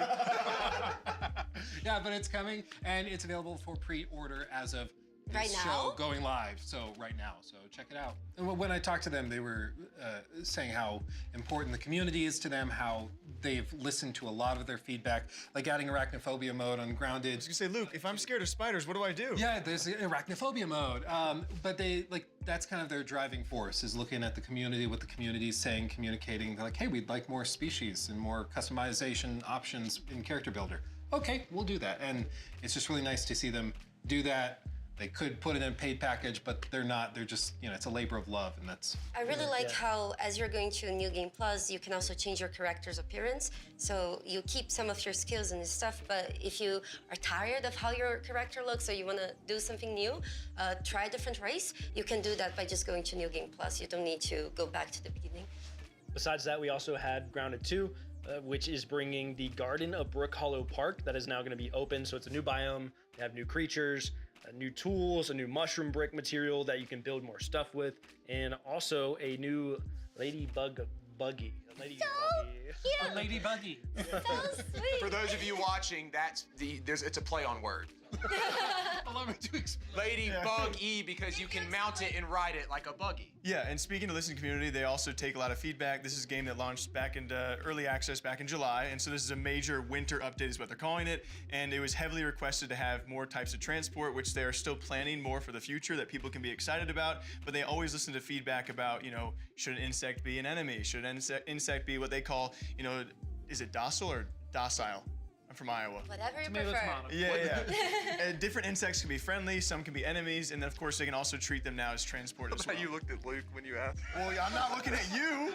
And so with this update, they're doing this throughout a lot of the timeline, and like they're gonna give you a lot of these big updates, and you're gonna be kind of surprised of like when it first released early access, there was still plenty to do. It was a survival game, but if you were a fan of Grounded, the original, you knew they were still gonna have a great winter update for you like this. And so they have a lot on their roadmap, but because of the way the game is oddly like scaled down, you know, it's from Honey, I Shrunk the Kids, like the way it's shrunk down, they have so much they still want to do and will be doing for a long, long time. Well, and that cricket. Yeah, the cricket thing looks that terrifying. Thing's horrifying. It turns around and like. You're like, wait, what's he doing? What's he doing? Spreading. I gotta give them credit. Like Obsidian's been so crazy busy. Like the fact that you can put out 2 pretty sizable games in 1 year. And a bunch of updates for it. And it seemed like they were cooking something huge, right? Because... Yeah, they just had Tim Kaine come back out of retirement. He's one of the creators of Fallout back in the day. And he... Didn't he also was some of the original creators of Vampire Bloodlines? I think he did I work think on so, it, yeah. Yes. He's kind of a legend of the industry. He, in 2020, went and started doing consulting work with Obsidian, but he was, in his words, semi-retired. But he's actually gone back to Obsidian to work full-time in office, moved to the studio on some project that's unannounced, and he said, don't bother guessing, you will not guess it. So, new IP. New IP. Something crazy, who knows? But they are Or busy. he's trying to throw us off. It's hard to not see, like, hope, at least for Fallout stuff, because, you know, the TV show being excellent and everyone itching for more Fallout, so... Next up, we have 3 fantasy RPG games that are looking very cool, as I would say. This is going to be Outward 2 from Nine Dots Studio, a follow-up to their other survival game, Outward, obviously. We have Varen's Call by Titan Rock, and then we also have Dragon Twin by Draconic Interactive.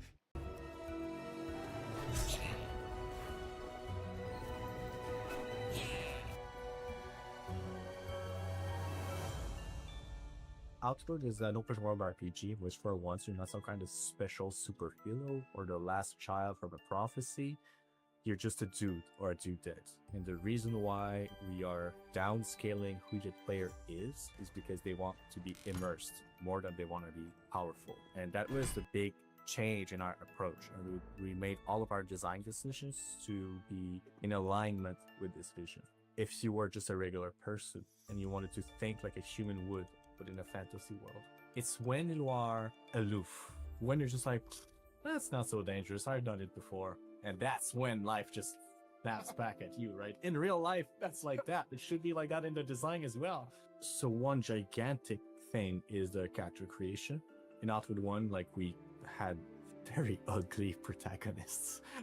And we didn't have a lot of options. You know, you had like 3 skin colors, a handful of faces, a handful of haircuts, and that was it. It feels like really drawing yourself into an RPG. You choose a background, you choose traits, you have a very granular system to modify and customize your character to your liking. One of the big thing is you choose one of 3 starting locations. So as a regular person, what justifies throwing yourself into danger? How do you become an adventurer? Well, we have 3 different quests depending on which city you choose. So if you are in Simeon's Bastion, you are a homeless person, you're desperate. In Tramontaine, you are a miner and you're trying to like improve your status and your quality of life. In Haboob, you are just a clerk who just bought a house. What could possibly go wrong? You know, and very mundane situations, like you're not special or anything, but something special happens to you, and then you have to live up to the situation. We want a weather system that is very dynamic. So now we have a year-long calendar with seasons, and you just go through all that. So it's gonna be winter, and then it's spring, and then summer, and does change, like what kind of stuff can be found, what kind of armor you need to wear. Dual wielding is gigantic. So now you can combine anything that goes in one hand, and that opens up a lot of possibilities. In Outward 1, like you had your offhand could only have a set amount of things, and you had your main hand. Now you can just interchange. You can have 2 shields if you want. It sucks. I don't recommend it, but you can. Of course, like just visually, and the fact that it is much more lush, it's more filled, it's more visually vibrant. That's going to be something that people will notice very quickly. Just like in Outward 1, we have 8 skill trees, and all those skill trees have some exclusive skills. So if you take one, you can't take the other, and you have a maximum of 3 breakthrough points. So there's only 3 skill trees that you can learn from to the maximum of the capabilities. Otherwise, you only have like the first few layers of skills available. One thing we added are the attribute points, the core stats. So strength, agility, constitution, willpower, intelligence. We added those. We're gonna track a lot of different things that you do. They're all gonna have like different thresholds. So let's say you dodge attacks successfully a certain number of times, you unlock a note that will give you a passive trait and increase your agility. So very small incremental changes. We start with very simple things, and it expands us in more and more circles. So you won't be able from the very start to unlock all 3 skill trees just because you have the cash to do it. You will have to have experience. You will need to have practiced the life of danger and Ori to be able to understand, like get to the next level of the skill trees. Other than that, well, I think it's important to note that all 4 regions are new regions. So it's really just completely new environment to explore.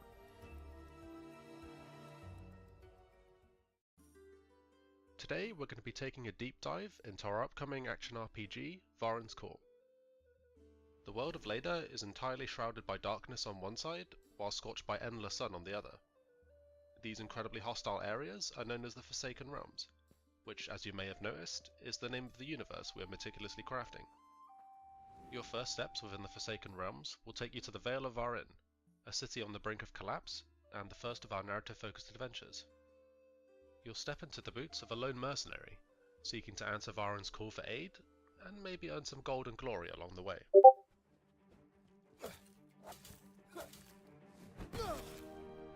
It's clear that Varen needs a hero, and every hero needs a way to slay the countless fantastical beasts they'll encounter. Varen's Call aims to cater to a wide range of playstyles, offering you the freedom to combat the unknown in a variety of ways.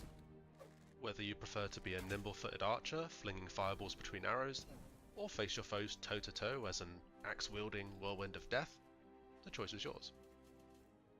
The game's classless system means you're never locked into playing a specific way. You have the ability to adapt, alter, or completely switch playstyles midway through your adventure. Unlock and spend perk points to obtain new skills and abilities, and level up your mercenary's core stats by gaining character experience. Hidden chests throughout the world will reward you with a range of weapons, armor, and unique trinkets, some providing unique effects to help you gain an edge in your next combat encounter. The local hamlet of South Vale acts as a hub, a safe space that provides various amenities for you to further develop your character. Use the forge to upgrade the weapons and armor you find throughout the world, and the dismantling bench to deconstruct items for materials. The spell crafting table can be used to increase the power of your magic. Everything from an area of effect freeze attack that stops the enemy in their tracks, to ripping up the ground from underneath their feet with destructive force. Use the trap making bench to upgrade and unlock new traps and gadgets. A nice complement to your arsenal, allowing you the opportunity to catch your enemies off guard. And finally, the alchemy cauldron. This can be used to custom brew a multitude of mixtures, from replenishing health and restoring stamina to curing yourself of nasty status effects. These concoctions are sure to aid you on your journey. Okay, great. So you've equipped that shiny new helmet, purchased that slightly overpriced magic spell you always had your eyes on, and upgraded that new polybuster barrel to the volatile variant that has even more boom. You're ready to get back into the fight, but maybe you want a change of pace. Yes, you're supposed to be the hero and save the city, but heroes need breaks too. Besides, there's a whole world to explore, and quirky characters from all walks of life need your help with their problems. Then you've come about the job. You might find yourself involved in a murder mystery, helping a local peacekeeper catch the criminal behind the death of her beloved friend. Or maybe you're on a mission to rid Varin of the Gnomi scourge that plagues the city, all because a crazy guy in an outhouse called you a hero? I know the truth! Maybe we should stick to the main task at hand after all. Varen's Call is soon to release on PC with full controller support, with the aim of releasing on consoles at a later date. Our game is inspired by classics like Fable and The Elder Scrolls, so if this sounds like your kind of adventure, consider heading over to Steam and adding it to your wishlist to stay up to date with us. Until then, we'll see you mercenaries soon.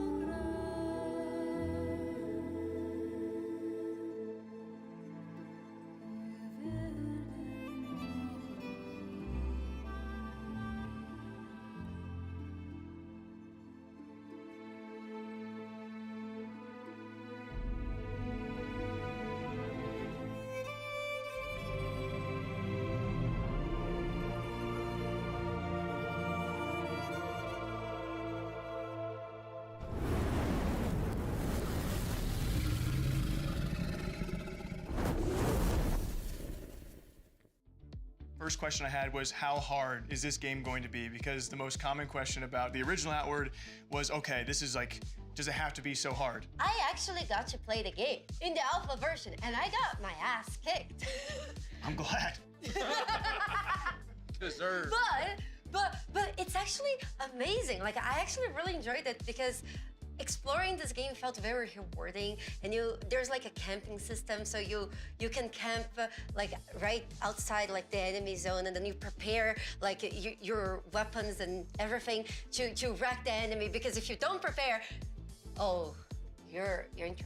It's known to be a very, very hardcore survival, and when I was talking to Guillaume, he was like, if you die, it is likely your fault. And we all heard him say, like, it's not hard, but it is demanding, and they always at all times want to live up to those words, which is really awesome. And they will have a pack mule, which he said, of course, shocker, can die if you don't take care of it. Of course. But it's, one of the big struggles was with inventory and spacing along other struggles that players had to really try and, play out this game. Like you were saying earlier, you can't dilly-dally in this game. You have to really know what you're going to do, and eventually you'll get a hang of things. But another big one was dual wielding. So you can dual wield, he says, anything in the game. You can even double shield it up, which he says is not recommended. You can attack with the shield, it's super close. He really loves to stress all of these niche things. Yeah, there's a lot of like you can sprain your ankle, you can perforate a lung. Trauma. She has clearly sprained. You can sprain her. I also got brain damage. You can have a concussion. It will all impact you, and all these ailments take different lengths of time to recover from. I got a concussion in game as well. It was really tough. As well. What were you doing? What were you doing out of game? It was kind. No. It was just kind of like a play on, because whenever I told people I got a concussion, brain damage in game, a lot of people in my chat would say like in game. Sounds like the most hardcore of hardcore survivals. It was really fun, and you can also play with friends, and then things become a lot more bearable. They've showed the split screen. Yes, you can play split screen with your friends, and it's really nice. Especially because then, you get beaten up, and then your friends get beaten up, and then, you can get digital concussions together. Yeah. Next up, we have Forsaken Realms, Baron's Call. We were all sitting here saying it looks incredible. It looks sick. Most importantly, controller support.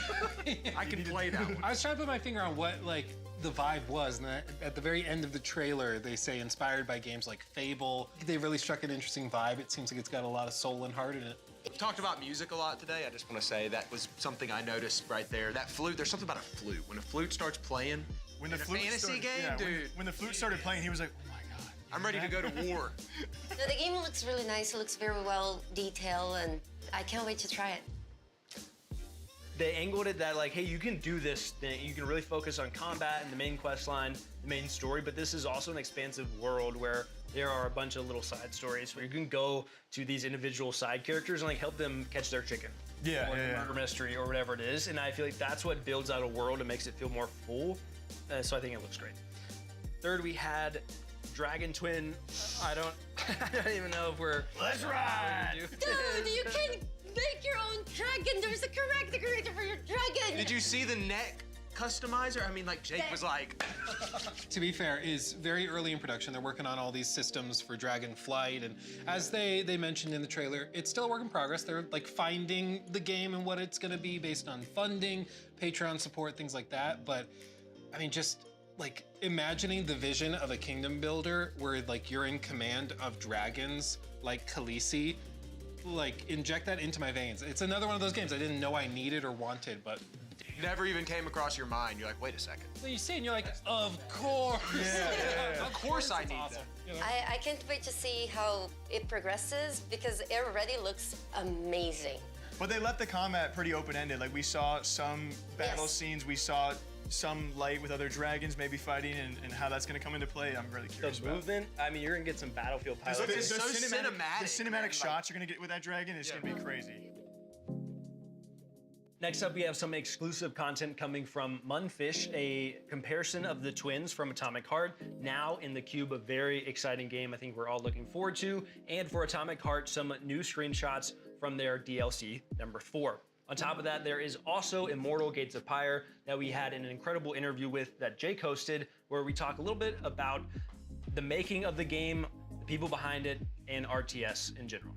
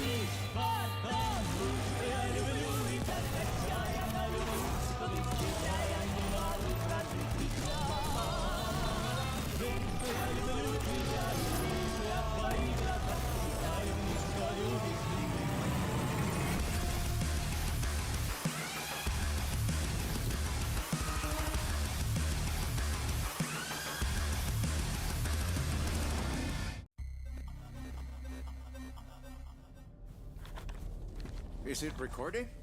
Yeah, it is. It's in the sky, a giant cube. I can still barely believe it myself. When it showed up, I was in the lab. I didn't even see it. You know? I felt that same fear, though. A terrible sense of my own powerlessness.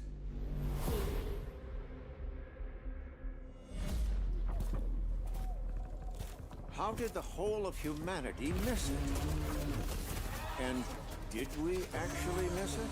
What if the cube didn't appear, but revealed itself? What if it was always there, and we've only just started to see it?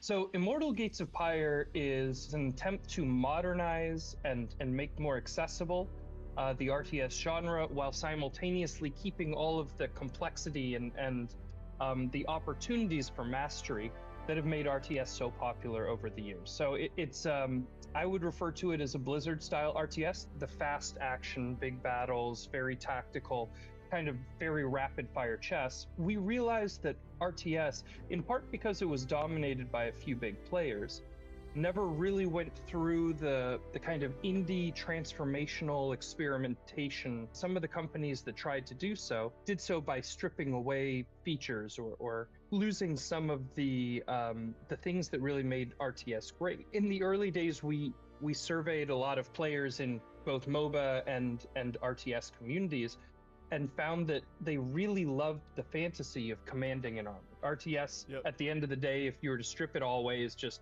you're commanding an army, another guy's commanding an army in real time. Yeah. Right? Because you get individual unit control, it can be very overwhelming. And because you're also building those units, because you're building a base, because you're having to do so much macroing along with the microing simultaneously, that for most players, it just gets overwhelming and complicated. And so we worked through it kind of line by line, trying to figure out what are the rote tasks, what are the things that players are required to do that are not really decisions, that are more just chores, right? And how do we make more and more of the complexity in the game, but optional, opt-in. We refer to it as opt-in complexity. And then simultaneously, how do we create a world and experiences and game modes that people want to be a part of? We want to take this genre and show people this genre isn't dead. People want this fantasy. They want this experience. A lot of it has to do with things like the UI and the UX, the unit design, and a lot of that opt-in complexity. So, for example, in most RTSs, you always have to be building workers. If you're not building workers, you're falling behind on your economy and you're screwed. The correct move, with very few exceptions, is to build a worker every chance you get. So we made that automated, but have a toggle. If you want it turned off, you can. So if you're trying to do a specific timing attack, you can, but we took that complexity away. One of the other things is how in MOBAs you have a unified command card, right? All of the abilities and castable abilities on your hero are easy to reach. You can hit all of those buttons very quickly on one hand. We redesigned the UI UX to be the same way. So you can select your whole army with one button by default, and then all of the abilities, castable abilities of your army are also on that one unified command card. One of the things that people often tell us is that when they watch our game, it looks like an RTS, but when they play it, it almost plays more like a MOBA in terms of how they're commanding their army. Our early idea was if we bring the top, 10 modders within generally the strategy gaming space, if we bring them all together and we say, if we were to come together and build a game that truly is the next generation of RTS, what does it look like? And that's what we set out to do. The 1v1 or 2v2 PvP experiences, they're similar to a StarCraft or a StarCraft 2. You know, maps, we did redesign the maps and we redesigned the mechanics in a way that 2v2 is actually really, really fun. It's a core support gameplay mode. And players, including pro players, have actually really enjoyed doing 2v2 tournaments. But the ultimate goal is to destroy the enemy's town centers, and so it's kind of a tactical back and forth with counters and strategic snipings and using immortal abilities in clever ways. So it's great for mastery and laddering and skill gain. Ultimately, or at least the goal, is to have other PvP modes that are more casual or more playful, kind of some chaos modes, auto battler modes, things like that, where if you just have 10 minutes and you want to have a beer while doing it, and you want to do something that's a bit strategic, but you don't want to get that sweaty, we want to have those experiences too. That's a big part of the target market that we're looking at, is people that like to be challenged mentally, but don't necessarily want to try to do the crazy APM and don't want to get too invested in the competition. We want to do a full grand campaign. The inspiration for how we kind of want, or how we see the ideal campaign, if we can build it, is very similar to Dark Crusade. It's a grand campaign. You can be kind of any of these different factions and conquering territory and building new and unique stories. One of the better trailers that I think we all saw back around SGF last year. Not a new trailer that we're showing with this. Of course, the twin comparison is new, which is very cool to see the twins for the first time in this universe, if you like Atomic Heart. But the trailer itself for the Cube, nothing new. The potential for that game is like unmatched. It is a They're crazy so concept. good at cinematics, and also just like the concept of playing a game like that with the map constantly changing, the biomes changing. It like breaks my brain to think about, but in a fun way. I think. Like different terrains, different weather. Yeah. They show that sliding clip where she's sliding, and then as the cube is apparently rotating, we don't know how that mechanic even works with the Well, I'm map. assuming you can fall off. Like if you fall You would off the think, map, right? you just like that's. I'm sure you're Or get dead. crushed. And they've taken so many gameplay mechanics already. We saw from that short trailer. You saw wall running. You saw just like traditional gunplay. The other cool part to me is that it is set in a universe that people have already been a part of. The world of Atomic Heart's very interesting. Can you explain it a little bit? It's kind of like it is Soviet Russia in an alternate timeline where they've mastered robotics, but then there's like evil robots. And in terms of vibe, it's kind of like Soviet Bioshock. And it's a vibe. That's a good way to put it. And what's interesting is that from the original game Atomic Heart, one of the primary things people loved about it were like the boss fights, and then like the outdoor environments and the art direction. And that is just the cube. And then they're adding in this multiplayer component as well with like, it seems like PvE elements with bosses that you'll fight against together as the cube rotates. I can't wait to find out more. I love how open-ended they are. Munfish is like, we are all curious because we don't know the exact direction they're going and where it could end up. And I was trying to pinpoint like what game I was looking at, because we are gonna flow into Atomic Heart, and I love that tie between those worlds. But I honestly saw a piece of like the finals and the first destructibility and cube movement we saw when the finals first released. There was something about that aesthetic that I also saw, and I was like, okay, now I'm instantly locked back into this. The DLCs people love. There's already Atomic Heart 1 and 2. This is their fourth and final DLC for Atomic Heart.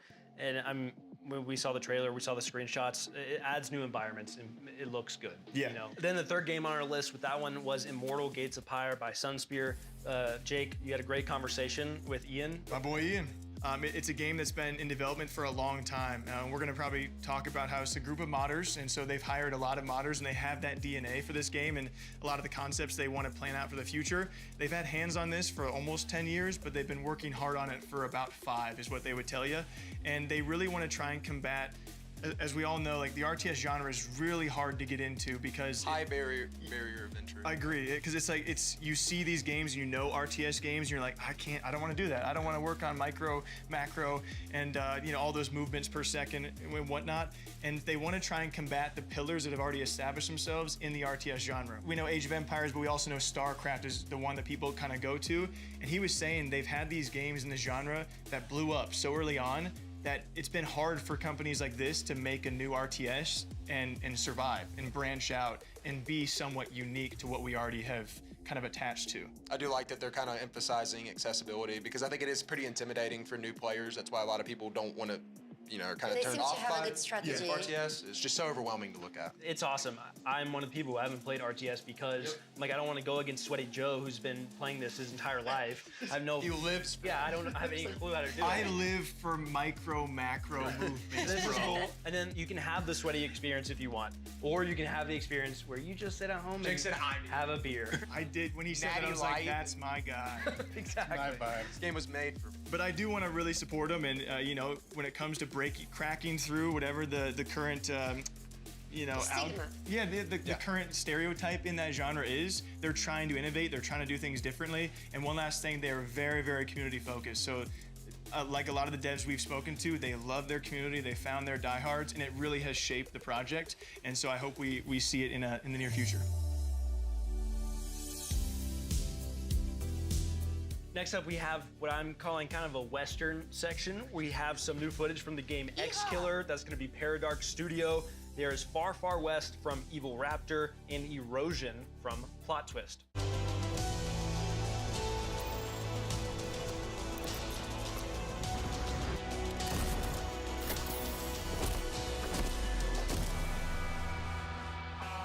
Welcome to the world of X-Killer.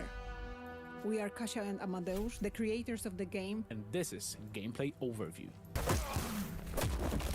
X-Killer is a first-person action-adventure game that encourages exploration, rewards curiosity, and never holds your hand. You play as Denzel Phoenix, an X-Killer, a corporate bounty hunter. X-Killers hunt down fugitives and reclaim souls from those who try to escape the system. One of the game's main hubs is the Tower, a massive fortress city ruled by the Hellion Corporation.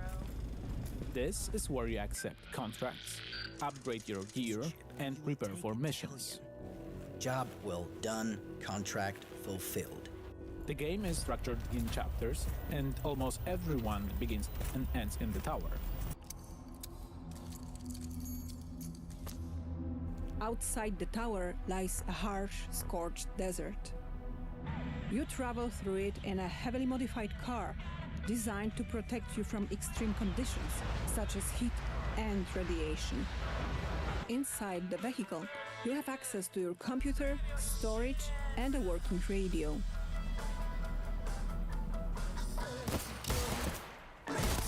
From your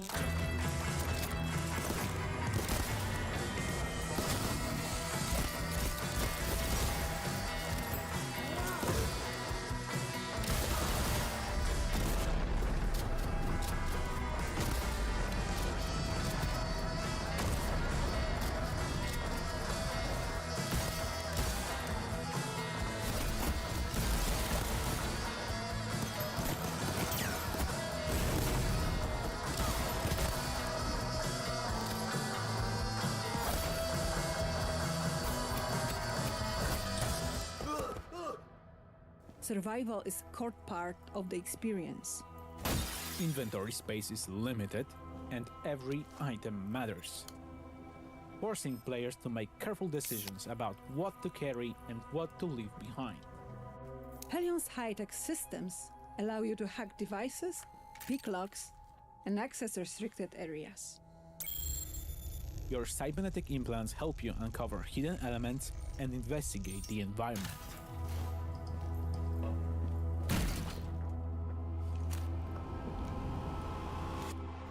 Missions and level design are fully non-linear.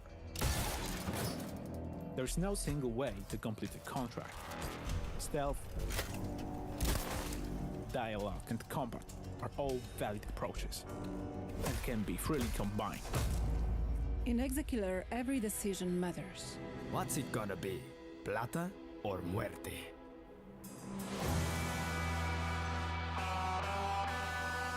Wishlist Exekiller on Steam. Hi everyone, Robert here from Fireshine Games. I am the Senior Product Manager for Far Far West, developed by the incredible 6-person team at Evil Raptor. Far Far West is a 1-to-4 player co-op PvE first-person shooter where you play as robot cowboys in a weird western world. Work together to kill bosses, collect bounties, and cleanse the lands of the evil enemy invaders. Today, I'm going to talk you through a short, single-round session of Far Far West. Here, we're exploring the Far Far West hometown, an evolving space where you can upgrade your weapons, spells, and character. Once the team is geared up and ready to go, we can pick the bounty we want to hunt and drop into the game.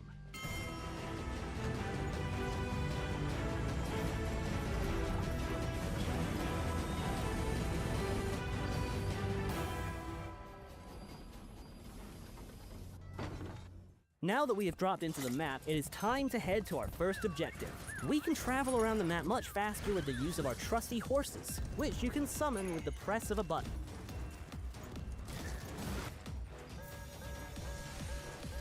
When fighting enemies, I can use different firearms and a variety of spells to do damage or heal myself and teammates. Spells and guns can also be comboed together to make their effects more powerful, spread their damage further, or even create new spells.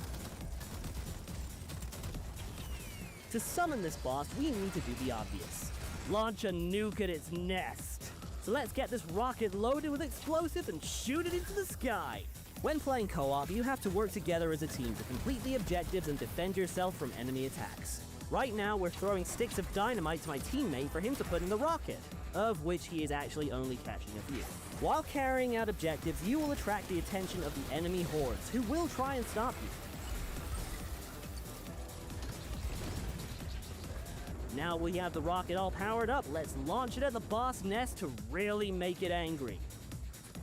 This bounty is far from over. Now we have to take the beast down. Let's summon the boss and get this party started.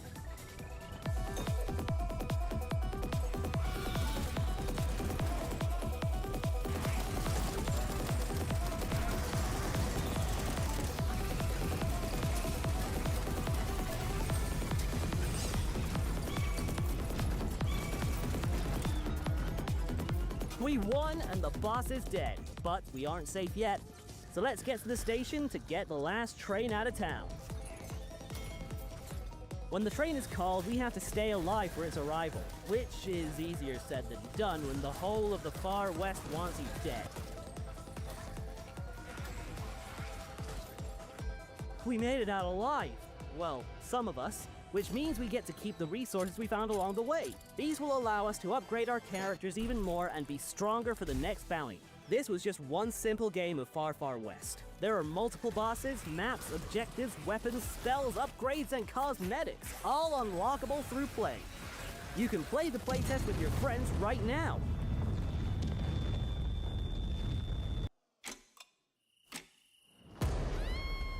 As a parent, you've got one job. Protect your family. Whatever happens, you do it or die trying.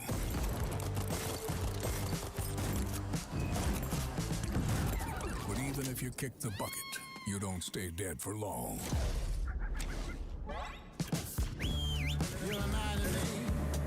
You reminded me of that this morning.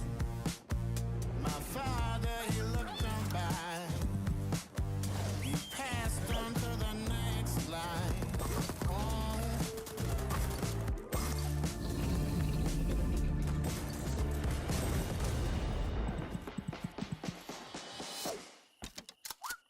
Through the night,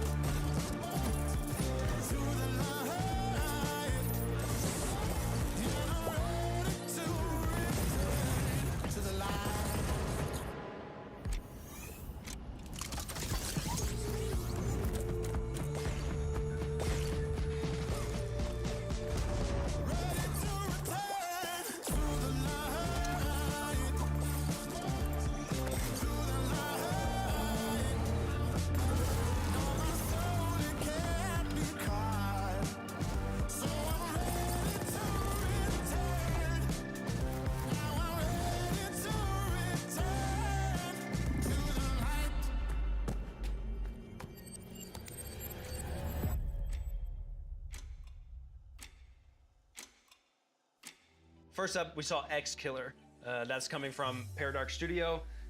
It's kind of, I mean, the vibes look great to me.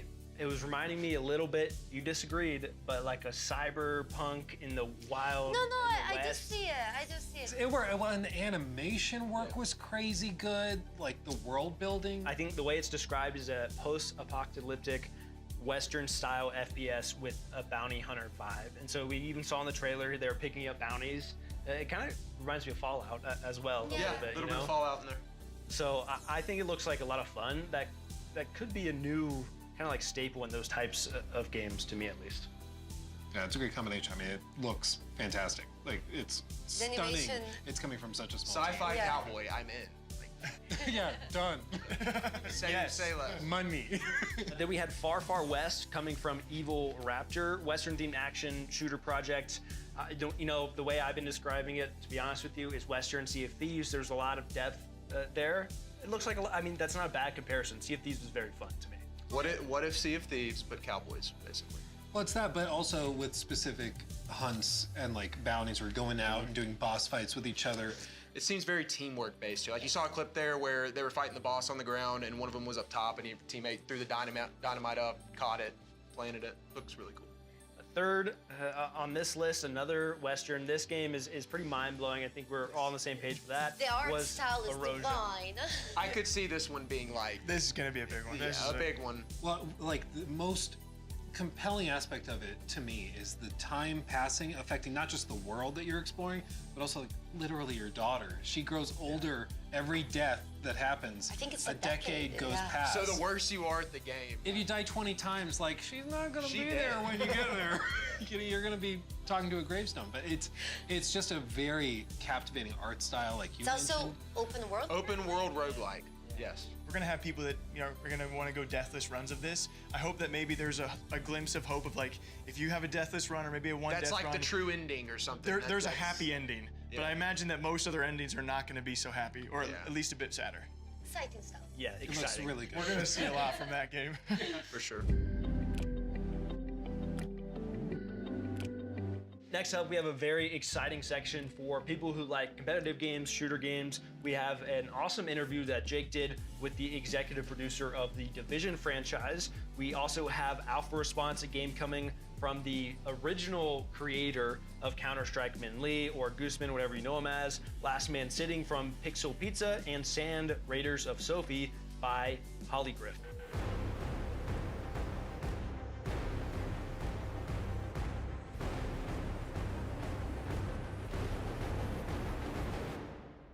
If you imagine a real world location, the most important city in the United States, Washington, D.C., completely ravaged by a pandemic and struck by the strongest, worst blizzard of all time. And you are going to have to survive and extract the most valuable resources. And of course, that leads us to survivors. Ah, estaba muteado. Me cago en Dios. ¿Desde cuándo tiempo llevo muteado? Llevo sin... Me cago en todo. Espero que no haya sido mucho tiempo que llevo muteado. Me cago en todo. Voy al baño mientras hablan de Division. Weather change to Washington, D.C. That's something that you've never seen in Washington, D.C. We're going to transform the entire map.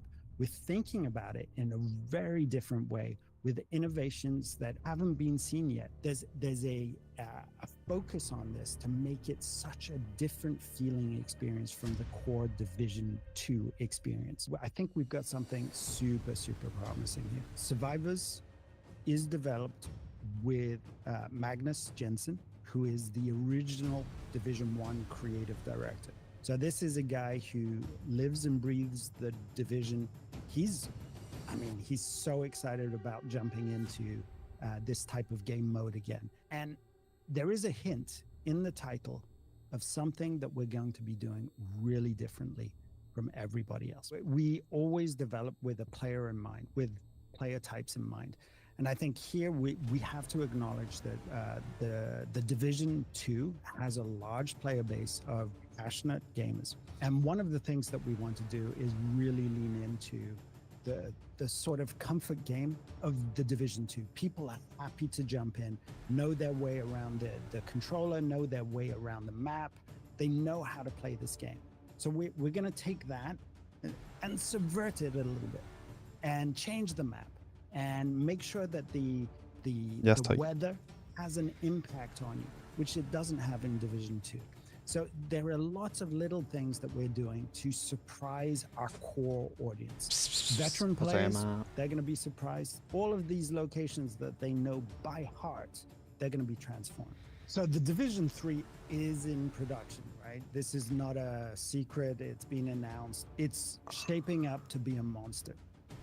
I can't really say anything more than acabo de that, llegar but justo cuando han confirmado this is Division 3. Within these walls in Massive, we are working extremely hard on something that I think will be as big an impact as Division 1 was. There's a team in Paris working on this, and they're putting the final touches on a mobile execution of the promise of Division 1. So, Division 1, New York, pandemic strikes, take back New York. This is a brand new story with mechanics that are really fine-tuned to a mobile phone. Graphically, this looks like a PS5. You may have seen the adverts for it. It looks phenomenal, really, really good. It plays really good. And it has a few innovations. You know, the Dark Zone, this area of atypical PvP. It was an area where, much like other games today, popular games today, you could walk around, you could hear gunshots, go over there, there'd be another agent. You'd approach cautiously, feel each other out, and decide whether to partner or to actually engage in PvP. The whole of the Resurgence map is friendly to other agents. So you'll hear gunshots on a corner. You won't need to be in the Dark Zone. It could be anywhere, and you can group with those people. So PvP is off by default, but being able to group up and to see other agents in the streets, that's never been done in a Division game before, let alone a mobile game. Se ve.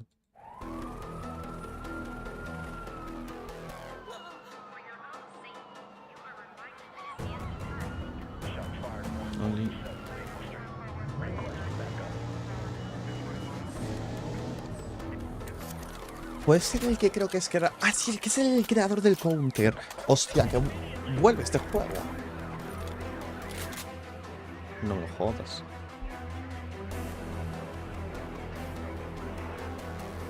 Duro, duro, duro.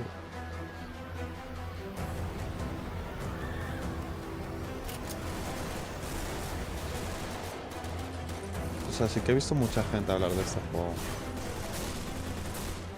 Oye, oye.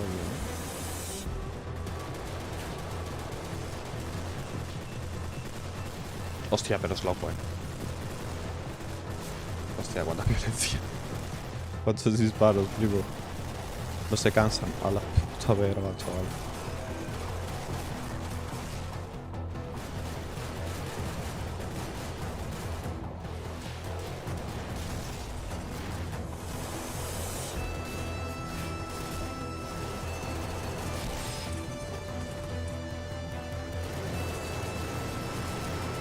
Dios, es que como suenan las armas, Dios, suenan como si fuesen de...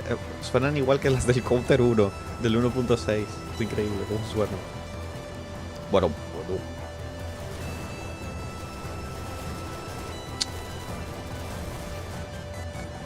Pero este juego es como que lleva en beta muchísimo tiempo, ¿no? O algo así. Bueno, chaval.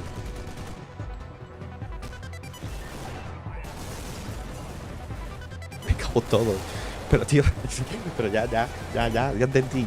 Hay mucha... Dios, hay mucha acción, ya lo entendí. Ya lo entendí.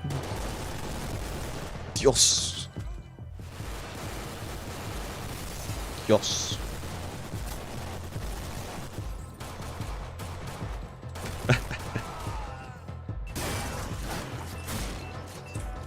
Es que yo sepa... Madre mía, pero por favor, ya. Desde cómo suenan las armas, tú. Me están petardeando el oído, tú. Alpha Response. Ah, ya. Ya está disponible este juego. Iba a decir si eso de meterlo en la lista de deseos.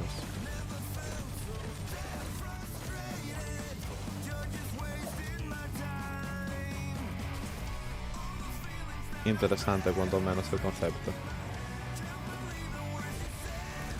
Concepto interesante de los que me volaré. Poder hacer un fucking trickshot estando en una silla de oficina es loco. Va duro.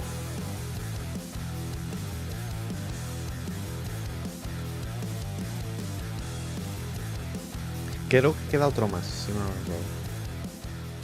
Vale, ahora tiene letra. Is a game where you blast through the environment mounted on an office chair. So you're always on an office chair, and you also have a freaking gun. So movement-wise, it sort of feels a bit like you're skating, but it's also most definitely a shooter. And you guys also described the game as a battle royale. So does it lean BR? Is it more shooter? Is it a mix of both? How's that go? So many years ago, there's early like prototypes of the game. It was a battle royale game. And it sort of went viral and got like a lot of followings based on some short videos of the O sea, game. pero un Battle Royale de cuántos jugadores. Developed the game more. We found that we wanted to gravitate away from that a bit. So we saw some limitations with the Battle Royale gameplay. Eventually the game became more like a 4-player chaotic PvP shooter, more like a shooter version of Super Smash Bros., which is like one of our favorite games at the office. There's like different maps. There's different modes also. We worked on the PvP mode. We also made a PvE mode, which is more like maybe best compared to Swarm survival games. So it's more like a lightly narrated story where you go up against your manager. And you like go up the floors of an office building. You have to survive for a certain amount of time. There's more and more enemies coming that become Es que podía hacer un trickshot en plan con él en la silla de oficina, es loco, Está guapo. And you level up, you get power-ups. And this is where like you can get even more power-ups when playing the PvE game modes. Vale, sí, también sí que hay un modo Battle Royale. O sea, hay varias cosas. Hostia, está bastante guapo. And you can unlock, of course, new weapons, new characters, new abilities. You can upgrade your chair, so you can. That was one of my questions. So we looked a lot at this like early 2000s aesthetic. Which we thought was like really cool, especially like when we started designing the user interface. We felt like, you know, what if the whole user interface just felt like Windows Millennium Edition or Windows XP, and you have that those little square windows, and you have the font that we all remember. So eventually the game sort of became more of this like 2000s nostalgia type game. We also have a lot of like Counter-Strike players at the office. So that's definitely something that I think has had its imprint on the game as well. Oh my god. Imagine it's 2002 and you're listening to punk music and you're playing on your Windows XP computer. That's sort of the feeling that we want the game to have. No, hostia, qué gente, Está guapísima. Esta gente es la hostia. Oh. El santo. Chaval. Pitazo. Bueno,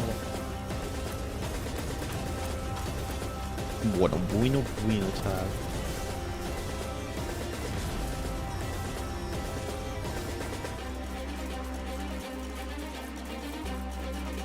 A ver, vale.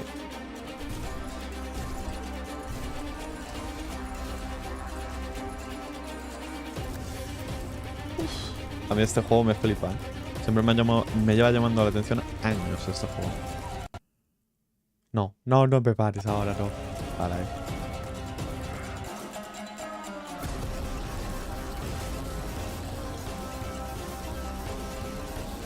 Qué guapo es este juego.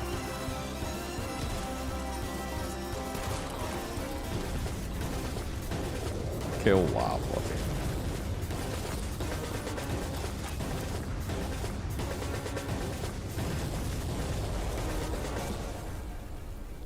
Es marzo, hostia. I say first up, we're going to talk about the Division interview. Of course, we weren't able to get a ton of new information, but they are working on a lot of different projects right now. I don't know if I've ever talked to anyone else who has 26 years at a single company in gaming. So talking to him, he was, I was doing a bit of glazing because everything he said felt like a storytelling experience.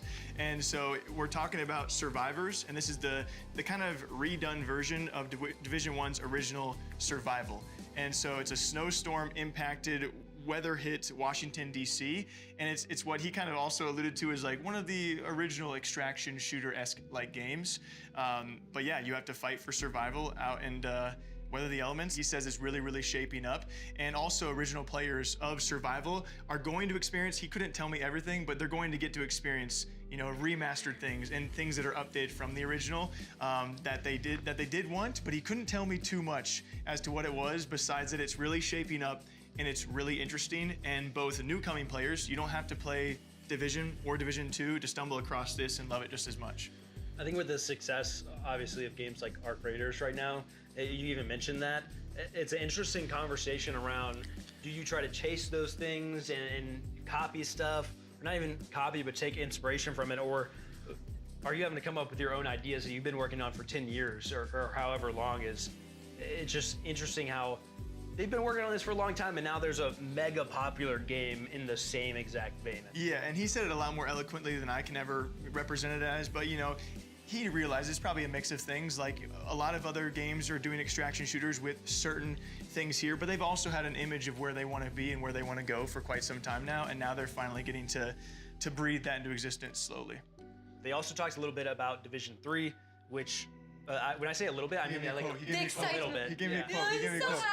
He gave me a quote. Julian said this. He said, "It's shaping up to be a monster." And I said, I'm gonna clip that, Julian. Thank you very much. I would say a highly anticipated game that they can't share a lot about, but we were excited just to hear that it's a monster as much as people love these other games. Next up, we had Alpha Response coming from Min Lee. For anyone who doesn't know Min Lee, the original creator of Counter-Strike, I love this guy. We've had the chance to meet him on a couple occasions, also sit down and talk with him. He went to his first Counter-Strike major this past year. It was an incredibly rare experience to see like such a notorious dev get to see what his game has truly become, and he was there since the very, very beginning. And then to see like an esport develop out of it was crazy. Not to go on too much of a tangent, but he still has that shooter DNA in him, and so this is kind of a mission-based shooter, might you, and you also play as law enforcement, but the goal is to complete a series of missions. And yeah, definitely remains true to the whole shooter Gooseman DNA. It looks like Counter-Strike meets Payday, but you're Literal. the good. I mean, you're the law enforcement. Then, speaking of Counter-Strike, we talked to a guy who was highly inspired by Counter-Strike, which is so cool to me to have in the showcase. So, like, we have the OG who made this game, then we have a guy who's inspired by that guy. This was Last Man Sitting. It's so ridiculous, and I love it. We need games like this. It feels like a mixture of like Tony Hawk's Skater Pro, but replace the skates with chairs, and give them all weapons. And give them some guns. Why not? The clips are going to be insane. Yeah. You're going to see some wild stuff come out of this game. The things people are going to be doing. Tú sabes que van a querer cosas locas de ese when it comes juego. to PvP versus PvE, but at the core base of it, they want it to be PvP based. It's going to be a round-based game, and so I believe 4 players. So super competitive lobbies, but I think you can also a chaotic shoot.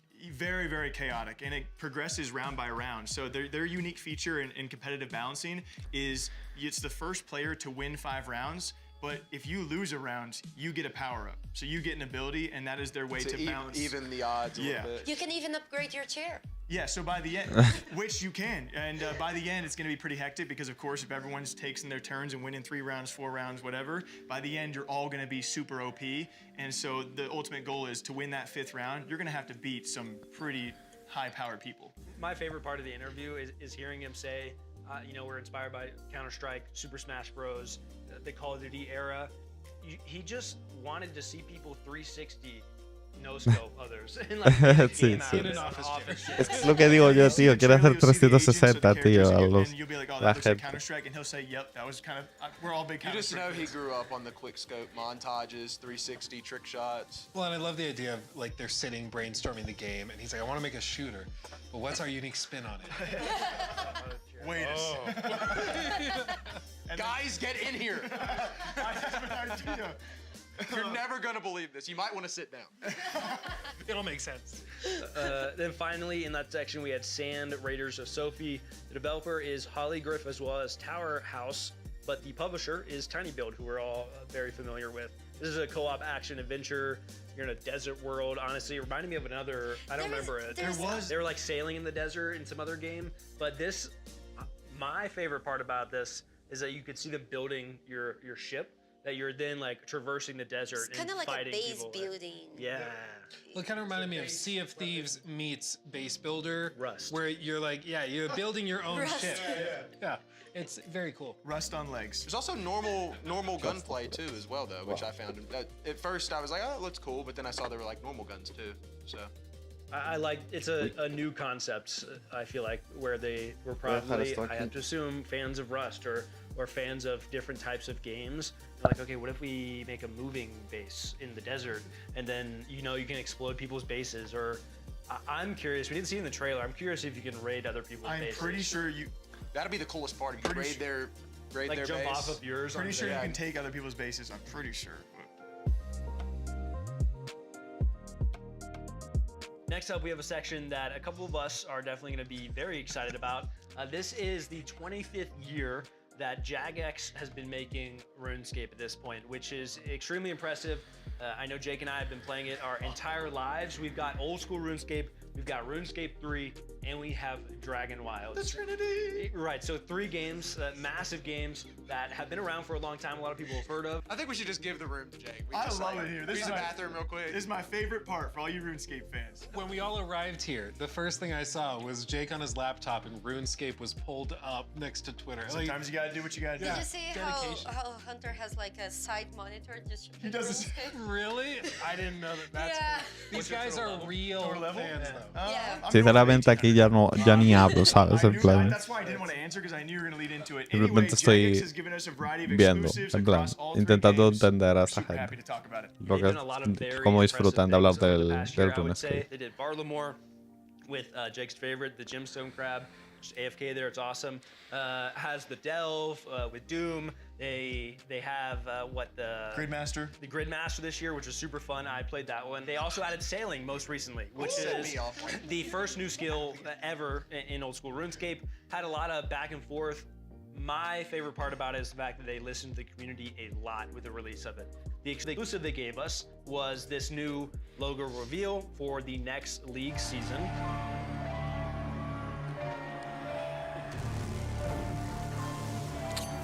Joder, me llama mucho la atención. Me llama mucho la atención esto de RuneScape. Plan, aun siendo antiguo, la esencia, ¿no? Que tiene en plan y los diseños que igualmente están bastante guapos, ¿sabes? No sé, supongo que algún día tendré que jugar RuneScape. RuneScape 3 was also in the news a lot this year. For a variety of reasons. One of the biggest ones being they've removed the biggest monetization methods they had in the game, which was widely talked about and has been for probably next to a decade. Obviously, in the MMO genre, you have to make money to sustain such big games and big servers for a reason and to keep these updates coming. They're not small teams. And so it was that community battle of like, we need monetization, but at what point is it too much monetization? And they finally reached that breaking point. I think we also have some reveals of some of the areas they're revamping, which is very cool. They're trying to declutter the entire world because right now the game, if you, as an old school player, log on, you're probably like, what is going on? Most of the time. So that's very cool. They also gave us the image of their anniversary cape, which looks fire. Isn't that beautiful? And I actually have one behind me. This is Jake's Avengers Endgame. Oh, man. And then finally, we also had Dragon Wilds, which is a game that we are very excited about. Another incredible game. We are big fans of those types of games. Valheim, we spent a ton of time on. So when RuneScape announced this, we were super stoked personally and played it. They're in early access, but they talk a lot about their their 1.0 release. Este juego sí que lo he visto y me llama la atención porque se parece eso mucho al Valheim. Este juego de RuneScape. Inspired by RuneScape, and so being a big survival game guy and my love for RuneScape, it was kind of the mixing of both worlds. So Dragon Wilds was always going to be a big thing for me. And as you said, it is early access, still developing. They are aiming for that full release though. It's still a great game and getting better and better. If you like games like Valheim or Enshrouded, I would say this is the kind of game 100%. you would like to play, because it's just like that. You can spend a ton of time building your house and making it better and better. And then they're also adding iconic RuneScape things. Again, we talked about that with like the cube. It's cool to see a world you already love in another format. The fresh twist. Yeah. They already have released their roadmap, but we have a lot of cool stuff that is coming to the game that RuneScape players will recognize. New skills come out at each time, so fishing, prayer, agility. You're gonna get mithril armor, rune armor coming out. There's 3 new regions next year coming with the 1.0 update, like over time. And then we got the first look at Dowden Reach, which is their next region. You're gonna recognize these Black Knights, which look a lot scarier than from, he's not gonna make it from RuneScape. If this is the Black Knight's fortress, it looks absolutely incredible. Incredible. I think it's gonna be a lot of fun. Right. I don't know if I'm gonna continue after this segment. You guys have heard me and Jake talk way too much about this. We also have a message from a couple of creators that you might recognize from the RuneScape community. RuneScape and Jagex has just turned 25 years old. And the recent year has actually been incredible. Me dan ganas de probar el RuneScape y no hay ni en coña, and tío. beyond is something that, as a player myself of RuneScape for 23 years, I am so excited. I mean, I think the game right now, old school RuneScape, is in the best place it's ever been. But Jagex as a company is turning into potentially being the best they have ever actually been. In 2025, over old school RuneScape, we didn't just have many different pieces of content, such as sailing, Balamar, Royal Titans, a duo boss that came to the game. We actually also hit an all-time high player count since the game actually released over a decade ago. That is crazy. It's absolutely incredible. But that is not the end. We still have 2026 to come, and the things that are coming in 2026 are going to be crazy. We have the Blood Moon Rises. We'll be getting more info at the Winter Summit. The finale, potentially, of the Mauritania questline. But personally, the thing that I am the second Es que creo que me voy a instalar RuneScape. Raids 4. Now, Raids 4, I know nothing about right now, so I can't really say much, but that is the thing I am the most excited for and have been the most excited for years to come, as of right now. And if that is not everything, we have Leagues 6. And I know one thing about League 6, and that is League 6, Demonic Pacts. All I can say, that's all I know right now. But League 6 will be coming most likely in Q4 of 2026. Can't fact check that, I do not know. But that means League 6 may contain Blood Moon Rises and Raids 4 inside of whatever League 6 is going to be, and that is going to be incredible. As for RuneScape 3, I'm not a huge player or ambassador of RuneScape 3. I am more on the old school side, but there is a massive update that occurred earlier on that I was able to get behind, and so did all Joder, the old macho, tío, RuneScape la verdad. community, and basically Estoy aquí en la everybody página del inside the community. RuneScape. And that was the removal of a microtransaction called Treasure Hunter. And finally, RuneScape Dragon Wilds. I played it when it first came out with Ashenvale, I believe it was called.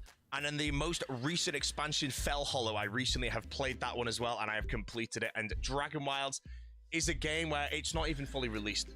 But when I say that, 2026, Dragon Wilds will be fully released to everybody, completely done. But you can play it now. You will only just get the first 2 expansions. And the first 2 expansions as a standalone game is incredible.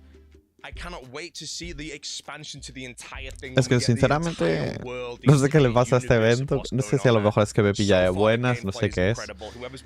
Pero oye, me estoy llevando muchas cosas a favor, muchas cosas a bien, por así decirlo. Go through Ashenvale, go through Fell Hollow, and then go through the next 3rd, the 4th, the 5th, the 6th, whatever level of different realms there's going to be. But you can still play it now, early, and you can play the expansions as they release. Right now we have Ashenvale. Tío, qué pena que lo esté viendo tan poca gente. Fairly soon into 2026, and that will be the release of the Mithril, and I think the Fishing Skill. Honestly, Jagex, 25-year anniversary, the game, the company, everything.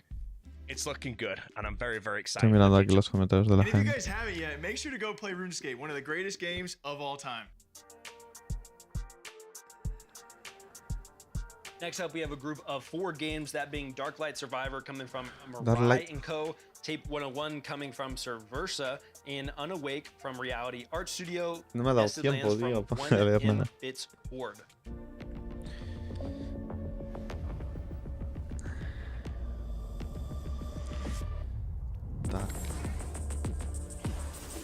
Un soul, es un soul.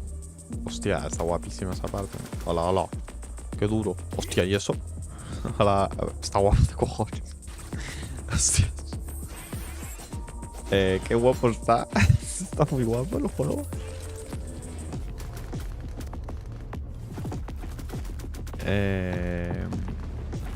Está bastante guapo.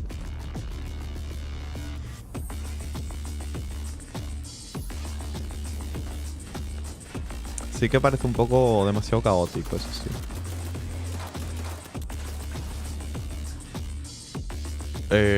Qué guapo. Vuelve a enseñarme lo del pixel, por favor. Vuelve a enseñarme lo del pixel art, por favor. Es que lo quiero volver a ver, o sea, me ha molado mucho. Bueno, ahí se le van los FPS. Supongo que ya hasta donde pueda. Qué mierda. Se le nota la guía, tío. Me cago en Dios. Entiendo también que es porque no puedo. Vamos a decir. Vamos a cerrar un poco los ojos. Joder, macho. Qué jarra de agua fría me acaba de pegar. Iba a decir, qué guapos están los logos. Me he fijado más y se nota que están hechos con ink. Darklight Survivor. Joder, mira que estaba guapo, Bueno, este arte está guapo. Supongo que lo otro lo ha hecho con IA para ahorrarse tiempo.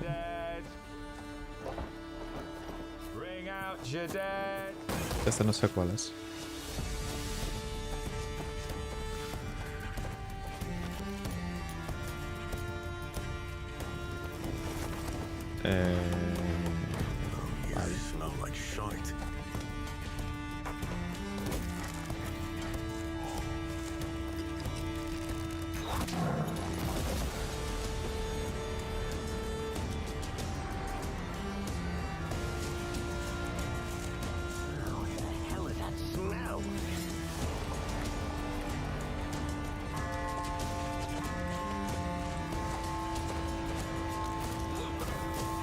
Supongo que será como de llevar tu propia aldea.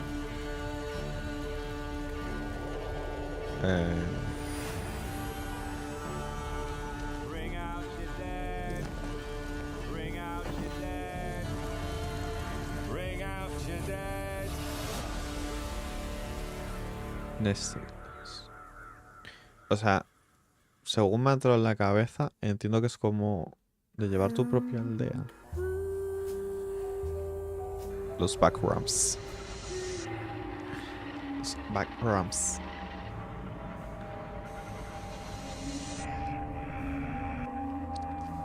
Supongo que este juego ya existe. Es que los backrooms, tío, en pleno 2026. Un poco XD. Y te soy full sincero.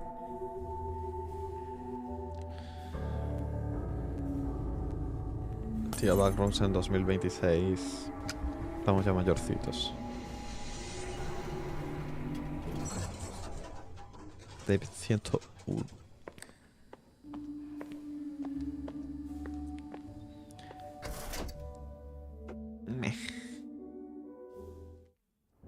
For eternity, I struggled to become an aspect of courage, freedom, and honor.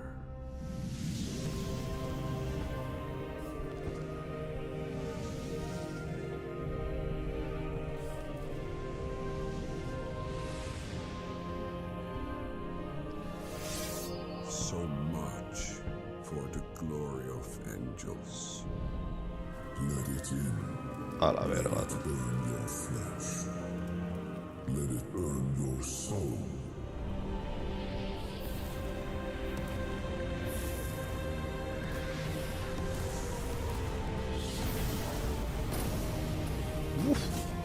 A la mierda, tú. Encienda la luz, encienda los colores.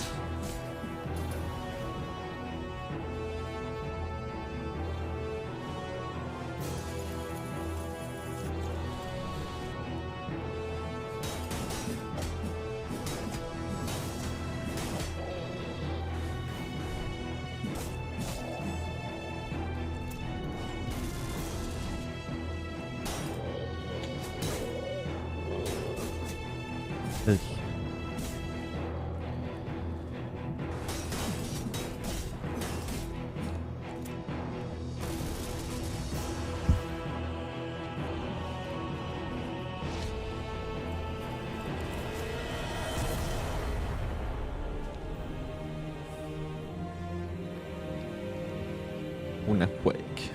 Una quake. Ok.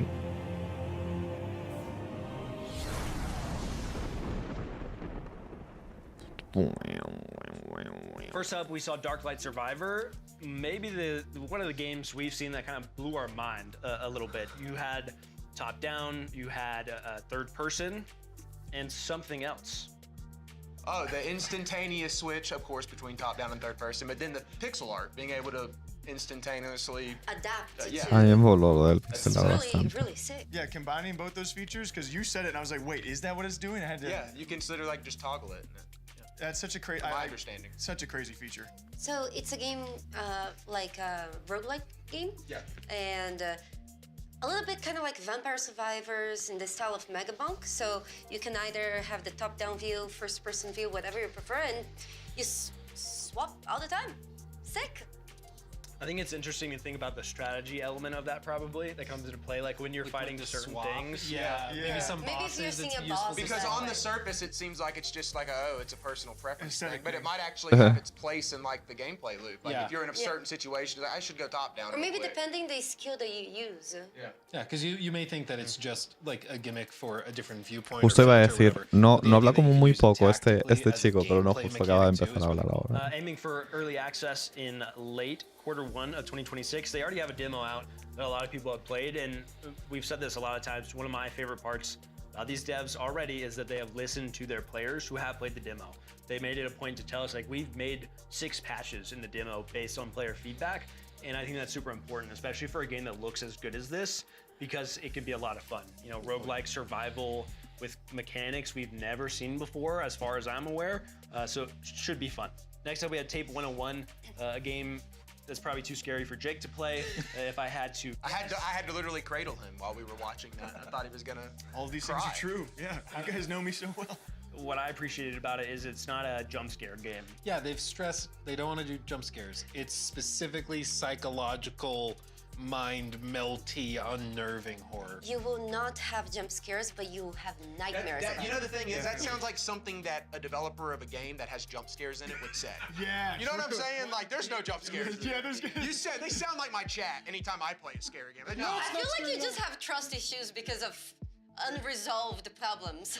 You're 20 hours in. That's when you're gonna finally see the jump scare, and it's gonna be one big gotcha. Honestly, I would kind of respect them for doing That that. would be awesome. I was definitely unnerved by just the music. Whatever's Joder, going es on in que the me doy background, cuenta they de did a que great me job. quedo ahí un buen rato callado, ¿sabes? Twist to the backrooms It too, kind of right? feels Con esta gente. No sé por qué, en cierta parte como que me quedo Well, it's like video camera and bien, en you were plan in como RC car procesando at lo que certain están points, like hablando o exploring it. We had al mismo desert tiempo lands como as well. It's a village disfrutando de lo que in hablan, survival, ¿sabes? like village management and survival. A veces como que dan where cringe, pero a obviously veces como very que medieval, a lot of, los I mean, disfruto what was the hablar, last ¿sabes? shot? Ver Like, hablar. Es bodies como, on a fire? no sé. Bring out your dad. I will say, I love management games. I love management games and sim games.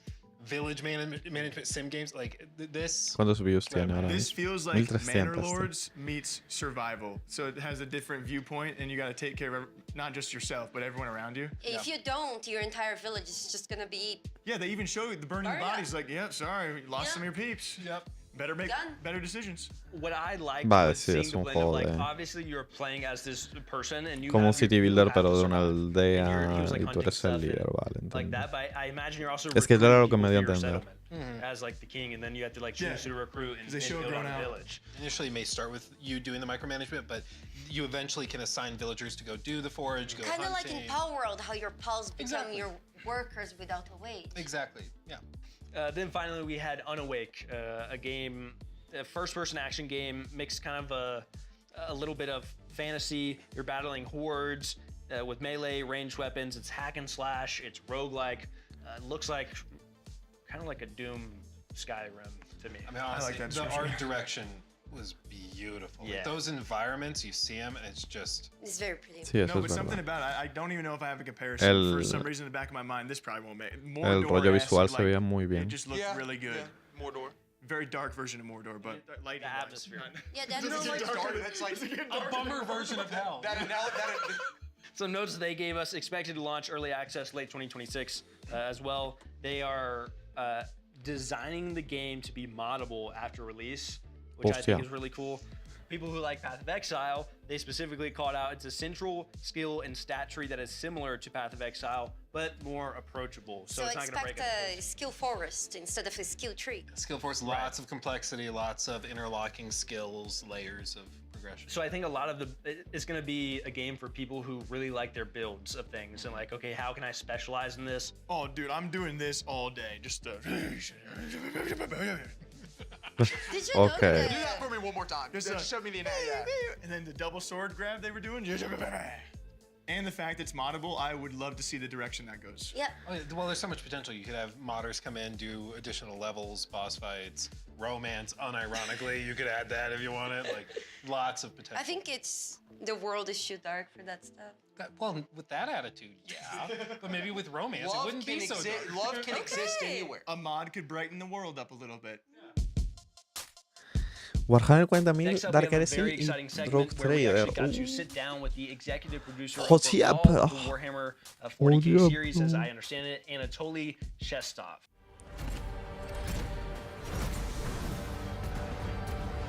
By enemies from within. By enemies from without. By enemies from beyond. Imagine you're playing inside Warhammer universe by the guys who can't use the army, who need to find this particular person Joder, qué in guapo, charge ¿no? of bad things Ese diseño. to make Imperium stand for one more day before grumbling to dust. Oye, la cinemática está muy bien. Me Just gusta mucho imagine el rollo que the han decidido para true cinemática. Warhammerish stories where no choices are good, but you don't have an option to go away. You need to get your hands Anatoly dirty, Shestov. and it's just a matter of how precisely you will achieve this. O sea, One es algo, of the, si es el Rogue Trader, es algo que yo siempre... changes that O sea, no any player entiendo... Bueno, no, will este será el Dark Heresy, ¿no? compared to the Rogue Trader Porque el Rogue would Trader be es luego. more stakes, more value in a surrounding, in any environment that, Pero había that uno you're playing que with, se me the hacía muy covers, the parecido line al of sight. Baldur's Gate 3. We read how they are calculated, how they are working, and how much benefit they providing to the party. So it's basically would be more playing around the environment. We abandoned the step up mechanics. So if you're ending your turn behind some wall, you are behind some wall. There won't be like one circle around you that allows you to step up of this cover and to shoot at anything. If you so the place where you start your turn, the place where you're ending your turn would be more significant. Other thing is role-playing model. There are way more roles being made inside the combat. Lots of the things making you roll something, lots of the things make your opponents roll something, so it's not just your weapon skill or ballistic skill, it's way more significant influence of the role-playing choices that you've made previously. Almost all of the combats in the game will have alternative ways to finish them. not just killing all of your enemies. We are allowing player to target specific parts of the body of the enemies, and by doing this, we're allowing el poder elegir partes del enemigo. Lose an option to move or lose an option to use abilities. There are different ways how you can tactically approach your desire, your design of how to proceed with the combat. And of course, there is a whole new subsystem that came on a change of the momentum. This is a morale system. Momentum was a party-based, and you spend it to activate some heroic moments of your companions. For the Dark Heresy, we feel it need to be more intimate, more personal, and not just for your party. We are not just telling a story through the environment or the words of in a dialogue. No, we're actually making cases. We're actually making the culprits. We're actually collecting and interpreting evidence and discussing them with your retinue and analyzing them and making conclusions. There are some other mighty forces inside the scintilla because you're not playing in a vacuum and you need to struggle for power, but most of the time you are playing as a person in charge, as a person that have authority, and the person who need to make hard choices.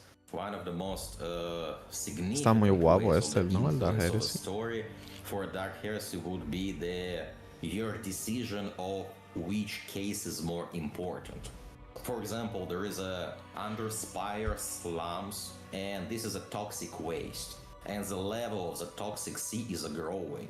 And if you are going there as a first place, there will be toxic waste somewhere nearby, and there will be people getting ready to be consumed by the toxic waste.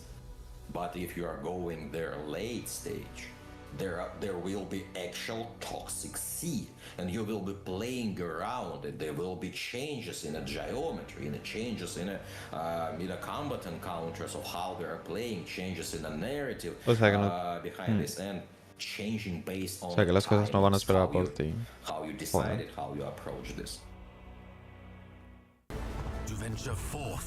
Y este es el otro, el que ya salió hace tiempo. Rock Trader.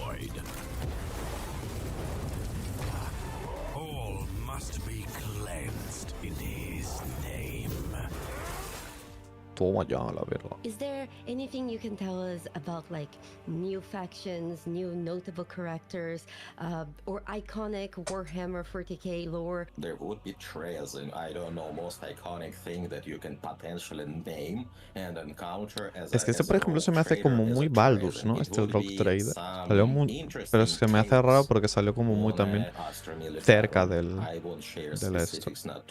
Baldur's, este juego, Rock Trader.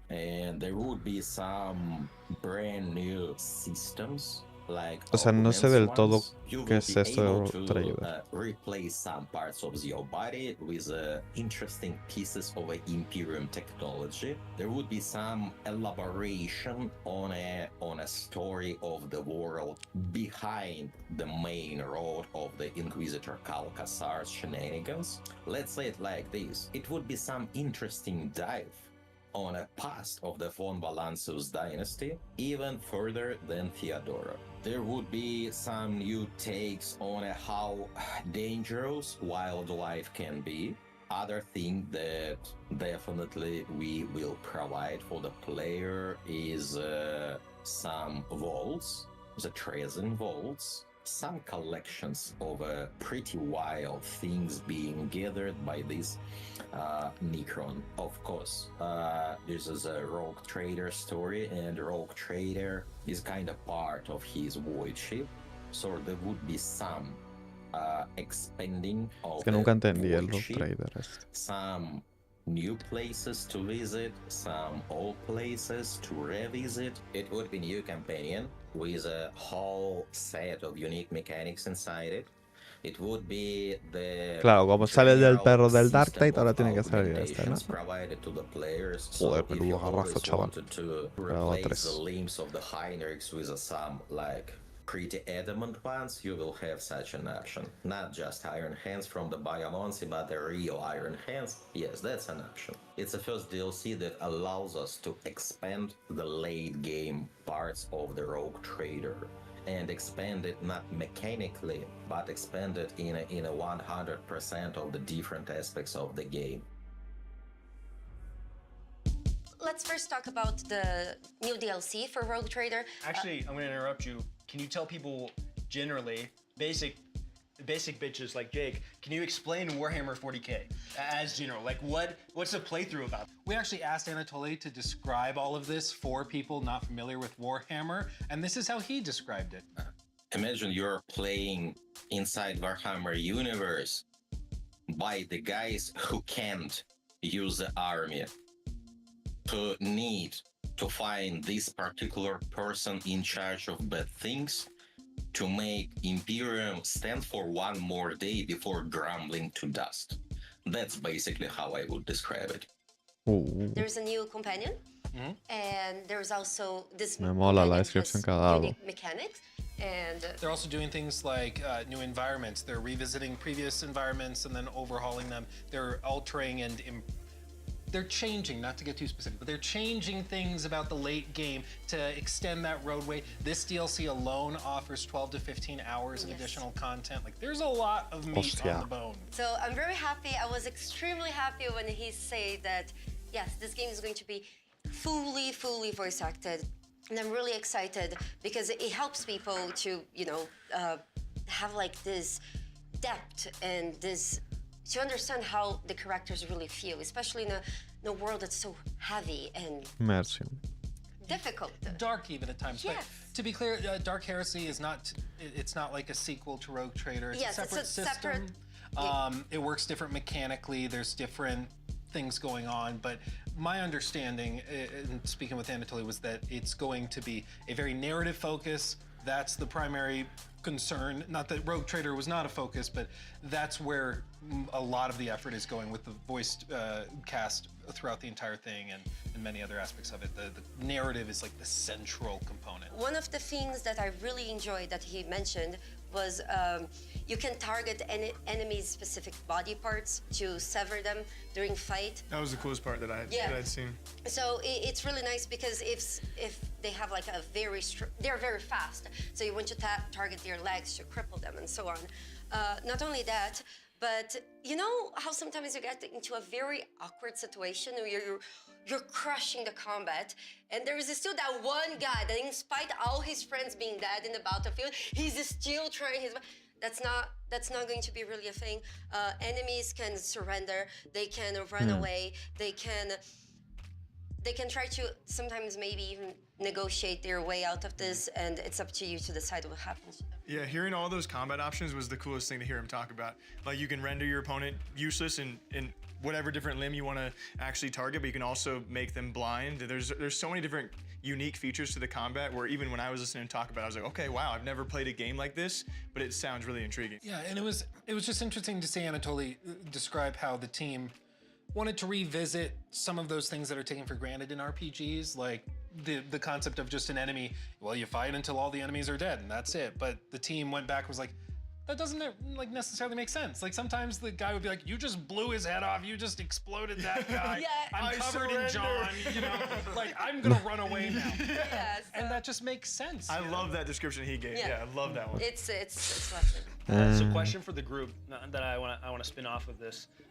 How do you play these games? Like, okay, now we know this critical system, you can blow their arm off, you can maim them, and they will surrender, maybe. We know how she's gonna play it. So the choice, like... Make it as miserable as possible. Let me take one arm, and then feed him that arm while I take off the other arm. Oh, are you surrendering? I can't hear what you're saying. Too late!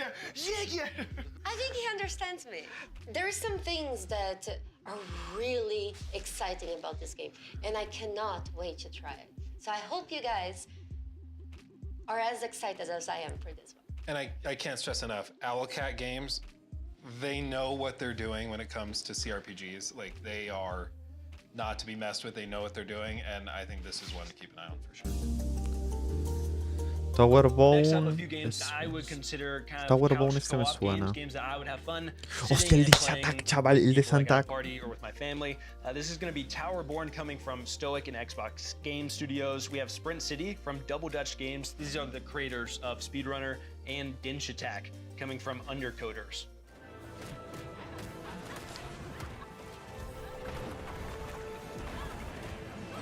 Ah, vale, el Tower Bone, vale, este ya me suena. I would describe this as a brawler meets action RPG. This is an awesome entry into the brawler space as somebody who tends to play a lot of RPGs and MMOs. So I have a lot of brain space and like, I want to make really cool builds. A little less so in like, how do I actually dodge and get out of things and find my openings? Early on, I was able to kind of compensate for that by finding nice little gear and little pieces to put together to eventually build my brawler skill set in. And I find myself kind of going back and forth as we play test between like, oh, I'm finding something that's a little difficult here. Well, what can I do with my gear set in order to tweak things? Or like, is there a different skill that I should pick up for this particular encounter? And then be able to go dive right back in. The player is an ace, which is a deathless defender of humanity, which is currently sequestered away on the Belfry, which is McLaren's background over there. It's a tower that was set up for mysterious purposes, but turned out to be a pretty good haven for folks after the fall of their stronghold, the City of Numbers. The player is Este no me convence. Este sí que no me convence del todo. De los primeros juegos que veo en este evento que no me convence, ¿sabes? And have become incredibly aggressive, while ultimately attempting to find out why did numbers fall and what conspiracy is still brewing there. We wanted players to experience a brawler-type combat inside Ya son casi la 1 aquí en España, la 1 de la mañana. System, and so we've spent a lot of time over the last 6 months or so taking a ton of feedback from our players to really kind of hone that particular system. So players should be able to come in, pick one of the 4 classes that we have.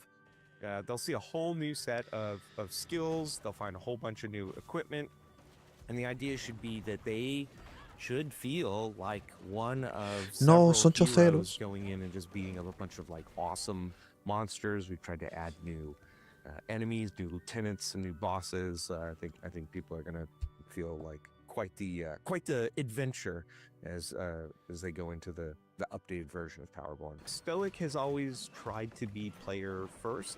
When we decided to do early access for Towerborn, a lot of that was born out of we had a vision of trying to evolve the brawler into something bigger, something that hadn't really been done before. You can see other games have taken different routes. You know, some have taken kind of the roguelite route, some stayed into the traditional. We wanted to kind of expand into more like the true action RPG. And in order to do that, early access was very, very important to figure out what was going to work and what wasn't.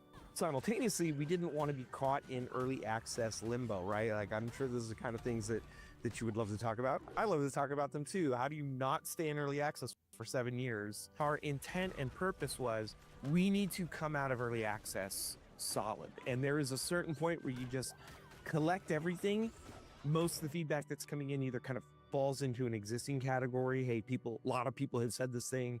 You know, maybe you might get something new, but you look at it and you're like, yes, it's new, but it's not reaching the, kind of urgency that some of these other things are. We have a good list of things now. This is kind of what the players have told us. We need to really deliver on that. The best way we can deliver on that is just, put your head down, focus, and create an experience that I believe is worthy of coming out of early access, that people should look at that and say like, oh, okay, I see why you did it.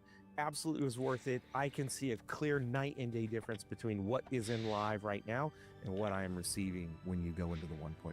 One of the big pieces was that folks were big fans of certain pieces of actual gear that you would earn through the game, but there was no cosmetic version of that, and so you had to make the choice of like, do I want to look good, or do I want to look a little janky but more powerful? And so we added the ability to be able to create a cosmetic version of the gear that you earn through writs, which are earned through completing adventures. And so the idea initially with Towerborn was we just want to make a fun beat 'em up with a light story in the background. We weren't really going to lean into kind of the stoic narrative strength that we have. And we just kind of wanted to take a bit of a breather. And we expected, perhaps incorrectly, Debería quedar that poco. the community would see it for what it is and be okay with it. But it turned out a lot of people were like, wait, you have something very interesting. Porque supuestamente eran 3 horas y media. You know, we actually really Y llevamos 2 horas y 46. Bueno, 47 justo ahora. Leading us through, and so we've spent a very significant amount of time and resource to put a narrative from the jump.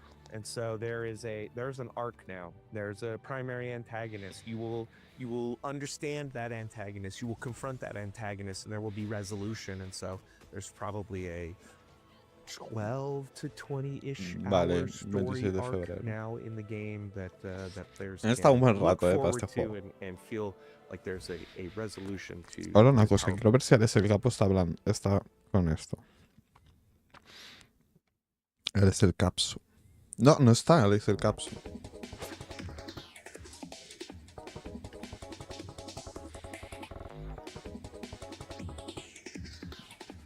Buah, este juego es la polla.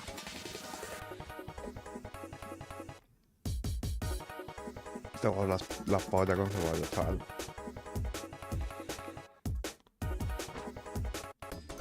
Este juego es demasiado bueno para existir.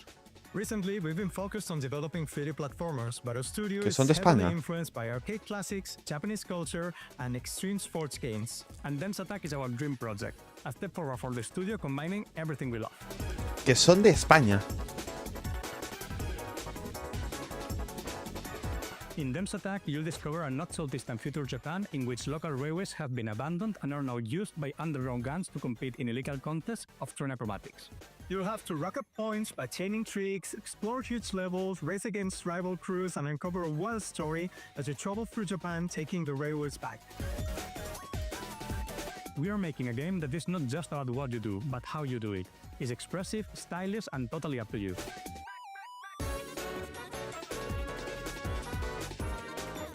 From our first trips in the late 90s, we've been obsessed by traveling across Japan by train and being able to dive into the local culture, getting to know the architecture, the landscapes, the folklore, and we're always captivated by the sheer contrast of their peaceful countryside and the high energy of its huge cities, which somehow feels connected and part of the same cultural rhythm.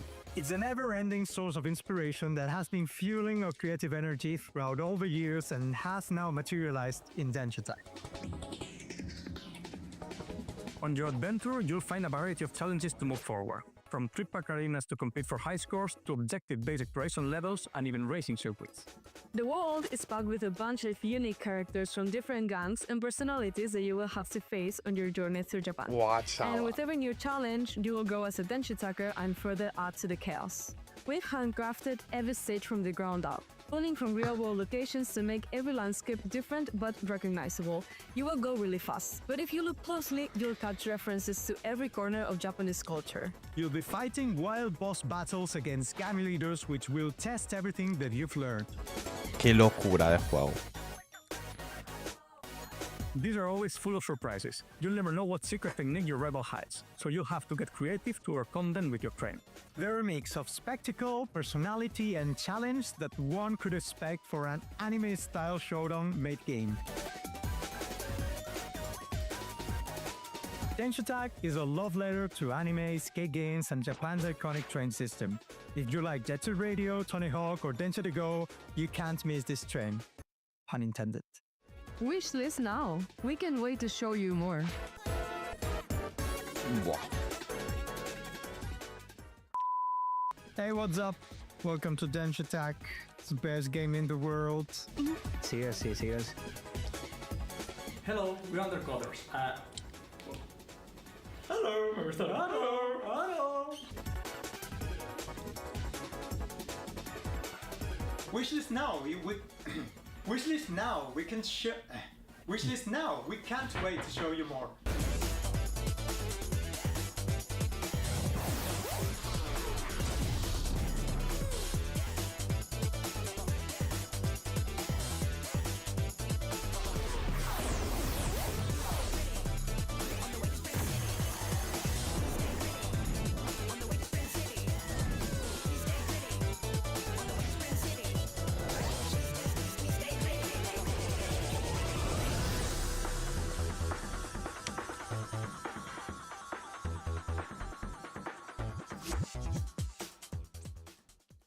I talked to McLaren and Shayna, and they were awesome and very chatty about their game, and for all good reasons. They were an early access game. It's they want to focus more on the RPG side of things, but technically speaking, looter, brawler, side scroller, like you said, meant to be like Castle Crashers. Yeah, that is definitely the most common comparison they get, but along those lines of couch co-op, you want to play with a buddy or play with whoever's next to you, and they are actually an early access game now going to full release.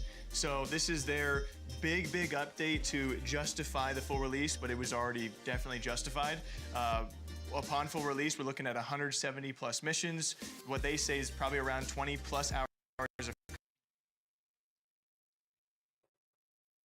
content. They also want to focus on these builds, which lead to an ultimate replayability. So there's also a difficulty bar they're going to be adding to all of this. They have a level.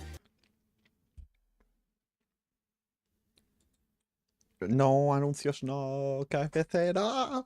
¡No! Vamos a tenerlo aquí en plan... ¿Cuánto dura este anuncio? Vale, 4 segundos, gente. Lonely, without friends, I relate to you. I actually played this game by myself every time I have played it, and I still had a blast. And for those who haven't checked out the original, with this big update though, also introducing a new biome. You have new bosses. The enemies you fight against have new styles of combat. So they are really introducing a full-fledged game that was already pretty fleshed out to begin with, but they're wanting people to be like, okay, this is technically a new game. So for those who are expected to stumble across this, you are getting a brand new side scroller with so much replayability. And it's another situation where they took a ton of feedback from early access. Yes, heavily community focused. Again, we've said it many a times. A lot of these devs know how to listen to feedback because those are their diehards, and they have definitely done that. Next up, we had Dinch Attack. I like Train. I love these. You tried to steal it from me, but I was taking that. I love these guys. Who doesn't like trains? I love these guys. This is my favorite Japan-inspired game ever. I had seen this game before, but I didn't really understand what it even was. But now I understand what it is, the inspirations. Like, it makes sense. As weird as it is to say that an acrobatic train game makes sense to me, it makes sense now. Yeah, because we were talking, what, like Temple... That is a game for the new generation. Like, yes. Temple Runner X... Yeah. Like TikTok. Yeah, you see it's under a Joe Rogan clip on TikTok, like to keep people's attention. But in the best of way, because also I love doing this kind of format because you see a different side of those devs. Like they went out of their way to send us that stuff, and we get to see a different side of them, and to see and connect to the faces behind it and see their enthusiasm. They're so fun. Yeah. How could they not make a fun game? Yeah. It's impossible. The boss, the mecha train thing. The mecha train boss is sick.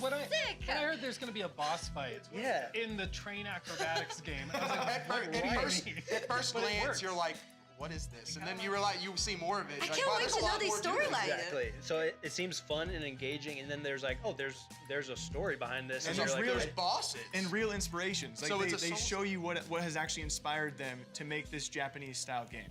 Yes, I think. Lovely. Train out of 10.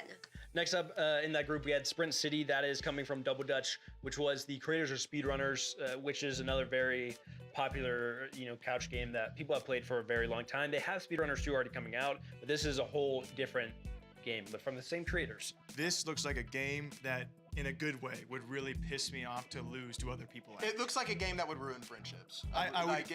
It looks like one of those side scrollers that I would fall so far behind where you can't even see the others, and it just kind of leaves you real upset. The first jump, and you're like, I'm gonna get it. Turn the console off. Get a bigger TV so I can see where they're at. To me, Sprint City is the game that you are over at like a party. It's like the Super Smash Bros. Effect. Yes. It's like we've played a round of Pong or something, and now we want to play a video game together. We're gonna go play this. Estoy intentando contactar con los de Dench Attack porque no sabía que eran españoles. Who do you think would win that? Just look at the size of the feet. Pretty close, aren't? Yeah. Did you guys ever play Overcooked with your families? I did not, but I've watched people and I've seen it ruin relationships. I feel like it's the ultimate test of communication. In this case, my understanding is the game is much more competitive, where you're playing against your friends, not really working together. But these types of games, it's momentum based. It's Sprint City literally, in like Speedrunners, and so I feel like it's one of those games that's also probably very satisfying to be good at. And to be like once it clicks. But you can't be too good. Once you're hitting all the but you proper can't places. be too good, or your friends won't play with you. Right. Yeah, that's the thing. Okay, now we have a set of beautiful games, in my opinion. This is going to be Eternal Life of Goldman from We Appy Studio and THQ Nordic. We have Dust Fade from Weird Beluga in Fireshine, and another Fireshine game with Pugstorm called Core Keeper. Core Keeper. Yo tengo el Core Keeper. Este es juego de Miguel Frikis, el del viejo este. Me suena que salió en algún juego, en un Indie World o algo así. What do you mean? What? What do you mean he smashed? What do you think? He fell from a great height. Yeah, but he couldn't have... did he really die? I imagine he was crushed to a pulp. Do you think they'll ever find his body? Mom! Okay. I was just making sure you were paying attention. Duro el viejo. El viejo el anciano con más aura, cabrón.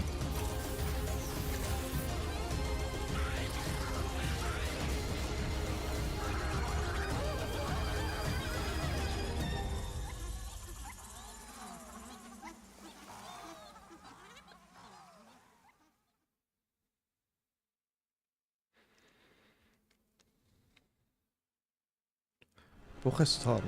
Ah, vale, sí.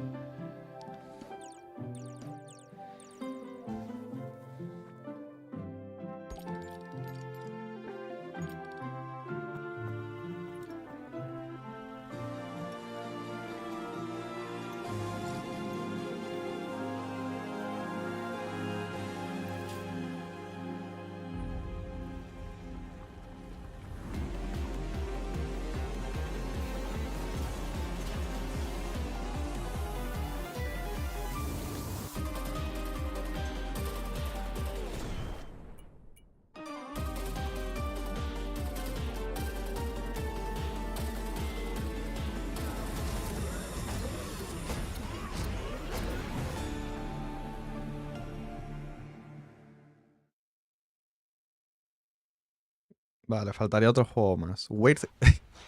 El logo ese.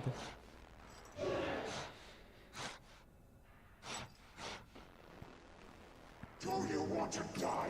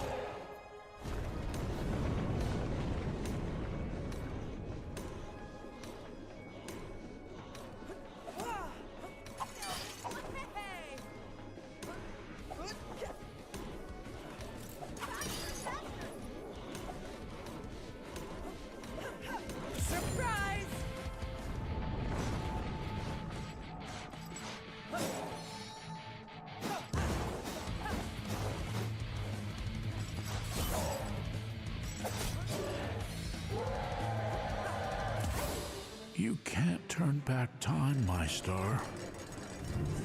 It'll be different, but you'll both be okay.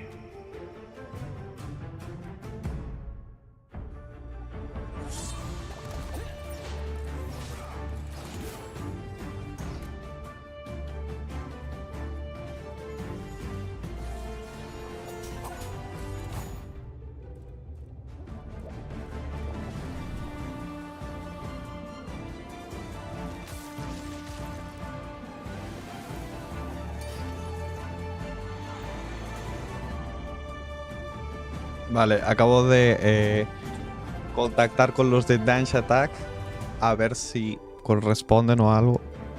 Dudo.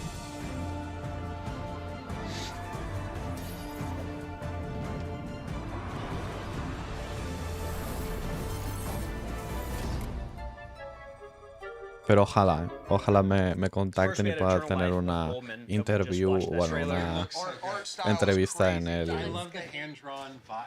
Oh. It looks like those classic. It looks so good. Classic animation. It gives me also Cuphead too. Cuphead, it's like Cuphead, Hollow Knight. Yeah. Oh, and so they've had a previous trailer that was very unsettling because the narrative, the narration went from like comforting, happy, and then it got really to like dark and scary.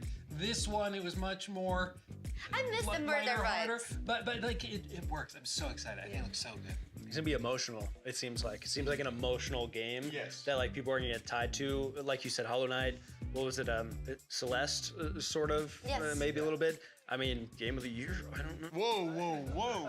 As people like to say about any game. Yeah, they have a free demo launching in February, actually, so people can actually try it. I love the narration, and I can't wait to see more behind it. Like we touched on, I think it's one of those games that people will play because it's like a challenging platformer, side-scroller type game, and then you're gonna be sobbing by the end of it. Yeah, it just seems very like they tell you just enough to pique your interest. They don't tell you much in the trailer, and then like, they're gonna emotionally destroy. Yeah, and it seems very dark, and you're like, well, why? And hopefully set you up perfect for a sequel.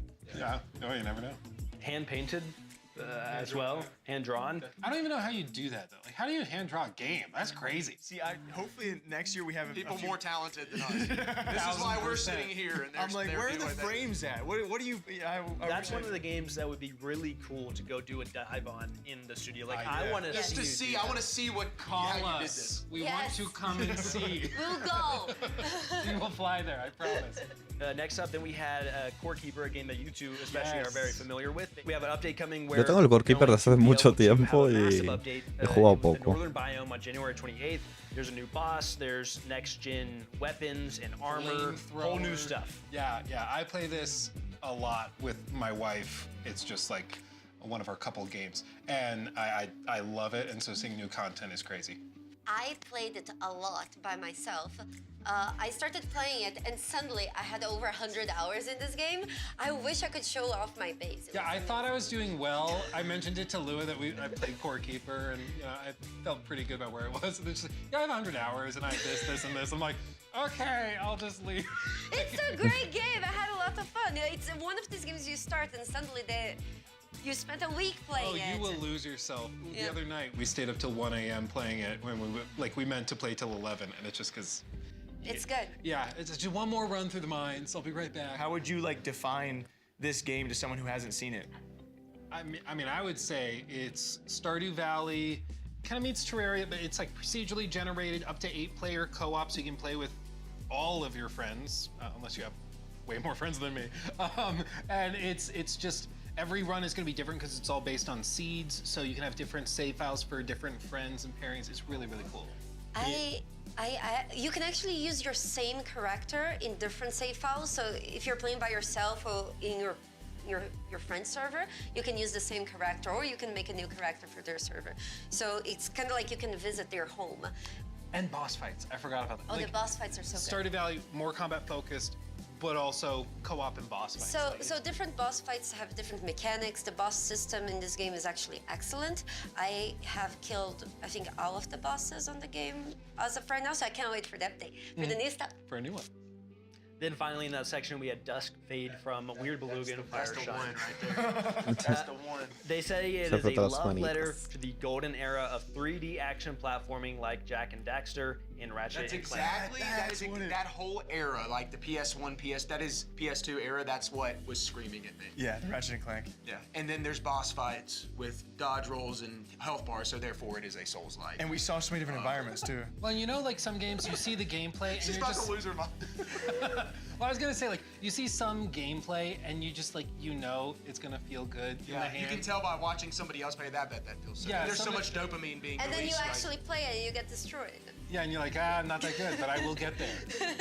It looks very, very good. It's like cute. It looks like a fun game, like you would let your kids play as well. Is it like a good combination of all that? You even saw like a little bit of Kingdom Hearts there, a little bit. Yeah, definitely a good mix. He's grabbing the sword. Yeah. When the devs describe a game as a love letter to a certain genre or to other games and are not afraid to embrace that, That's a good sign. It's a level. If it's a level to be able to say that, there has to be some level of confidence there. Like I know what I have. And respect. So I can call it a love letter because I know when they see it, they're gonna feel the same way. That's good. That's well said. Gallipoli, Next up, we have Shadow of the Road coming from Owlcat as well with another Angle game. El Gallipoli este es de los creadores de... Es que ya lo dije antes, de los que son como un montón de juegos de la Primera Guerra Mundial y cada frente, etcétera, etcétera. Por ejemplo, está el frente italiano, luego está el frente francés, etcétera, etcétera. El frente alemán. We bring prosperity to all. Your nation ripples with mutiny. But our technology will protect your peace. Iron Harvest Japón. Iron Harvest Japón. Peace demands the sacrifice of those that stand in the way of progress. On behalf of your glorious Emperor Mutsuhito, we will bring light where there is darkness. Together, we march into a brighter tomorrow. ¿Te imaginas si de repente aparece un soldado con los ojos rojos? Grito. For peace. For progress. For the Empire. Nippon will fall. Está guapo, Salió algo interesante. A mí me está gustando todo. Fácilmente, de todo lo que está saliendo, estaba escuchando a ver si era español. Salió un juego que ya habíamos hablado en el podcast, que yo no sabía que era español, y salió el juego, salieron los desarrolladores y son españoles. Les he mandado una solicitud desde su página a ver si hay posibilidades de a lo mejor hacer una entrevista con ellos, porque es que me parece la polla ese juego. Lo podéis encontrar en stream, se llama Dance Attack. Está para la wishlist. Hay bastantes juegos que... Eso, como digo, a mí, viéndolos, a lo mejor de primeras no están tan guays, pero como dan interview, o sea, hablan mucho del juego tal, y te lo enseñan como más en profundidad, hay muchos que sí me han gustado. Lo que digo, a lo mejor el 80% de los juegos que han salido me los he puesto en la wishlist de Steam. Fácilmente, el 80%. Y creo que en Steam, si mal no recuerdo, hay mucho con buena pinta. O sea, no hay un AAA, no hay una bomba, no hay Baldur's Gate 4 o algo así, ¿sabes? No hay Red Dead Redemption. No hay locuras. Hay cosas que están guapas.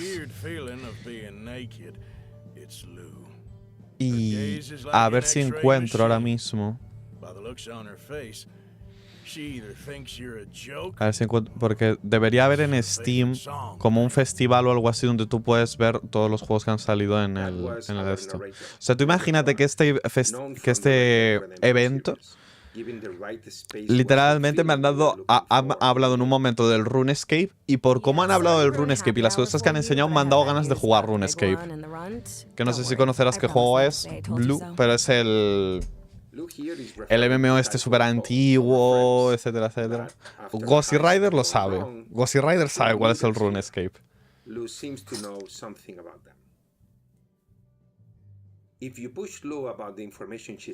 Pero vamos, queda poco de evento. Queda ahora mismo como una media hora. Sí.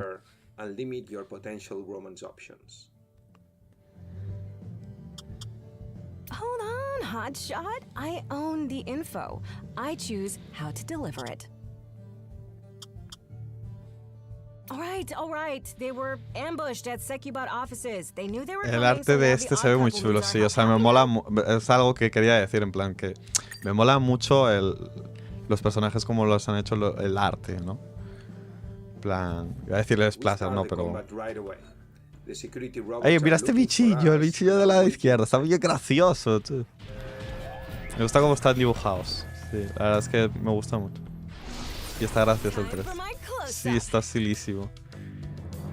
¡Es un Baldur's Gate 4! ¡Baldur's Gate 4! Lou already starts in place. She's a support character, so it's better for her to stay behind. She will use the ability get them. Es que por la voz yo pensaba que este tío a lo mejor era español, que nos está contando todo, ¿sabes? Pero no. Literalmente Baldur's Gate 4, tío. Now, for Sterling, what makes more sense is to close our distance and use our energy weapon. A ver, al fin y al cabo este juego aún está en desarrollo, vale, o sea, si hay algo que a lo mejor chirría tal, supongo que aún faltará. Es que por la voz se me hace también que este tío puede ser español, Es que no jokes. Es que no jokes, al que les he mandado Blue, o sea, luego ese es acento español, sí, o sea, es que seguramente. El juego que te he dicho antes que les he contactado, te tengo que enseñar el arte, porque el arte que han hecho es brutal, brutal. Es precioso, o sea, me gusta mucho.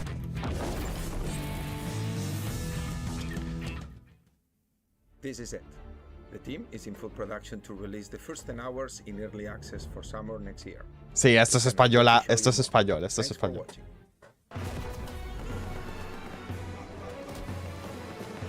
Sí, eso lo vemos al final del stream. Te lo enseño en un momento rápido, pero que debe quedar poco, porque quedan 3 horas y media. Y ya llevamos 3 horas y cuarto.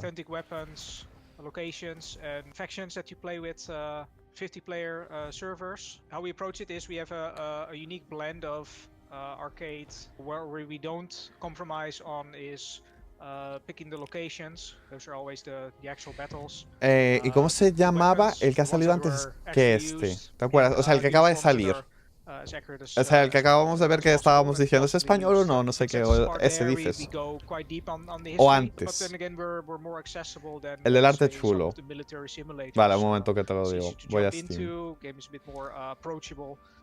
So in that way it sets it apart from another subgenre in the shooters as well. If you wield one of the rifles in the game, the bolt action rifles, you expect it to be one shot, one kill. Había uno guapísimo también de dragones, que era literalmente dices, que literalmente yo dije, esto es un juego de cómo entrenar a tu dragón, ¿sabes? Hostia, es verdad, aún falta el Dino Blade porque salga. A ver, espera un momento si encuentro el del arte. Lo acabo de encontrar. Te lo mando por Discord. Te lo mando por Discord. Se llama Starfinder Afterlife, ¿vale? Pero bueno, te lo mando por Discord. Que bueno. A ver, si te encuentro. Aquí. Y de paso te mando también el otro.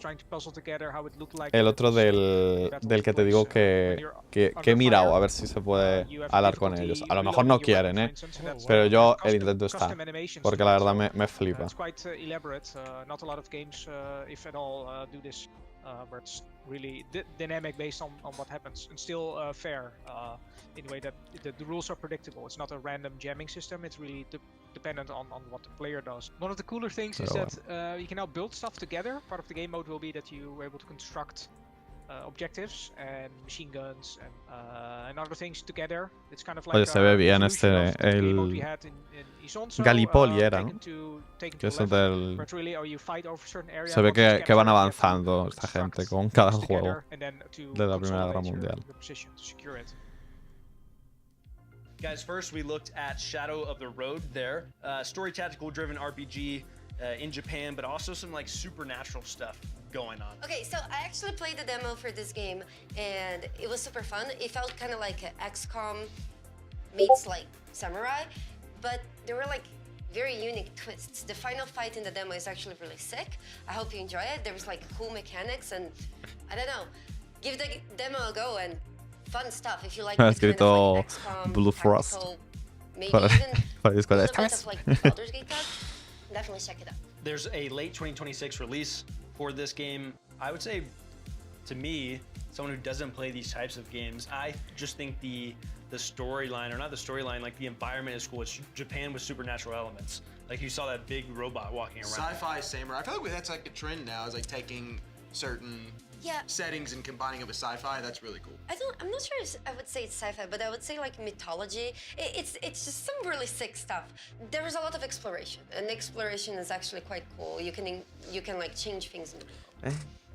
Then we had Starfinder coming from Epic Tellers. Este es el que acabamos de ver del arte chulo. In 2026 as of right now, and the demo is actually going to be available soon during Steam Next Fest. So when this airs, that will be a month away. En febrero vas a poder probar la demo del juego este, Blue. Escúchame, en febrero puedes probar la demo en el Next Fest del juego este chulo, del arte chulo español. Bueno, es que los dos españoles tienen el arte chulo, pero yo digo el que hemos visto, el Baldur's Gate 5. I can see why people are excited. I can just certainly see. But to me, what I can already appreciate looking at it is, okay, you guys obviously paid a lot of attention to your art style, being kind of like the Persona vibes of the pop-ups. I think is really cool, and as we know, the voice acting as well.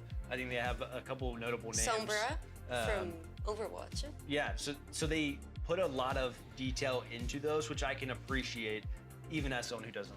And funnily enough, this character that I mentioned, that's this larvae with this grub-like character with a grub, is actually voiced by the same VA as Asterion. So, oh goodness.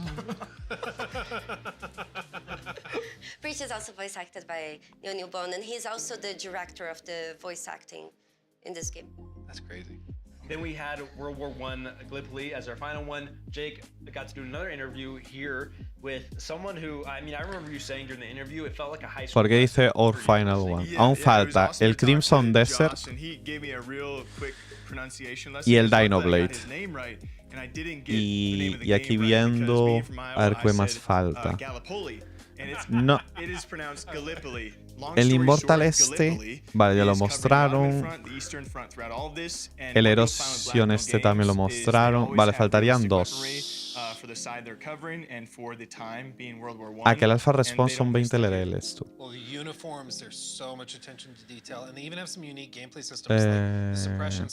Pues no sé cuáles faltarían. Aparte de esos dos que acabo de decir. Vale, este que se llama Blind Descent. Este no lo hemos visto. Y este de Spring City sí que lo hemos visto.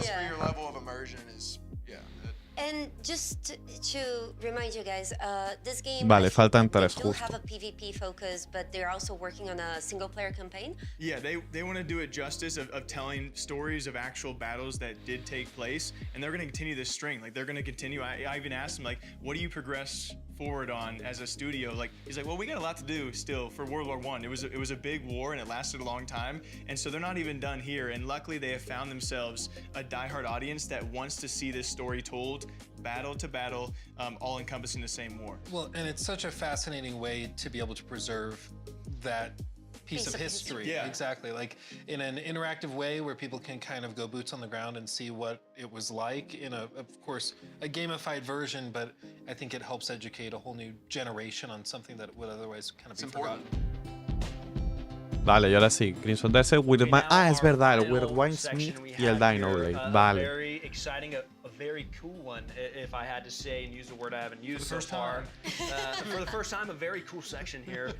First up, we have Where Winds Meet, a game that obviously is already out. I love it. But we are getting a brand new boss coming to the Western version of the game in Dino Blade, coming from Team Spino. El Dino Blade es la polla. Game, and we also have exclusive interview content with Crimson Desert. Y creo que serían estos. Creo que serían estos tres últimos. Y ya terminaría el evento.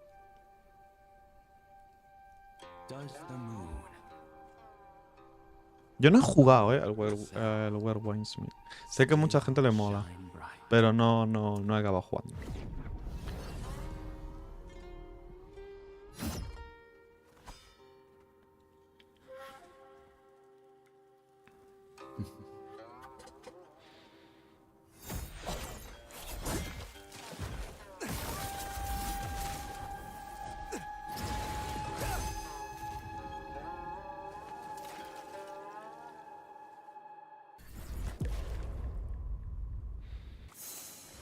¡Hala!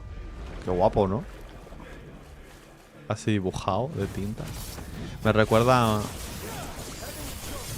a una cosa del Honkai Third que hubo en su momento. Qué guapo, tú.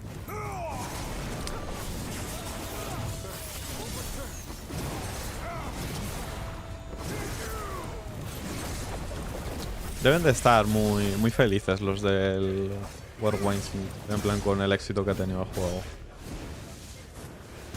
Como van a estarlo, ¿sabes? Supongo que algún día lo tendré que probar. Rauchu.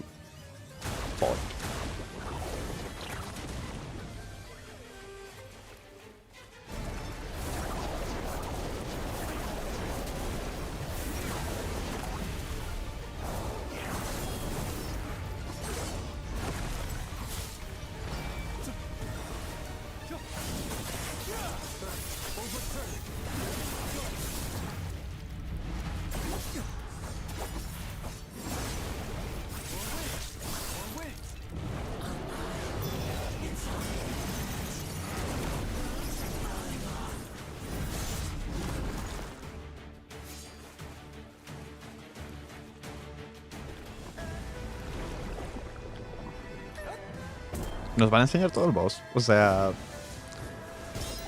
Qué bueno, qué guapo, ¿no? A ver, no sé qué se ha llevado, ¿no? El compa, pero...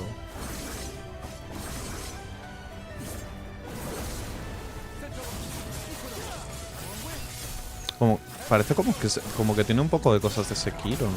A ver, no del todo, ¿sabes? Pero está guapo, ¿no? Joder. Yo no he probado este juego, pero pinta muy chulo, ¿eh?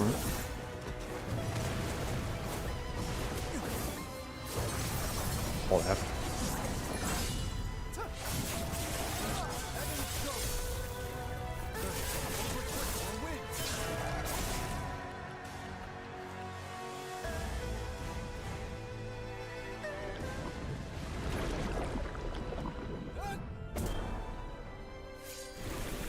Ñ0RDO Winesmith, ¿eh?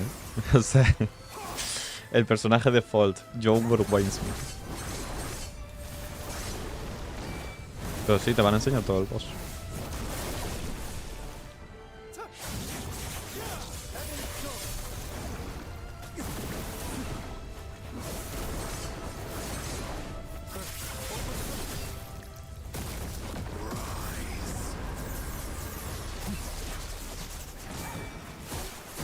Hostia. No se cansa, No se cansa. No se cansa el boss este.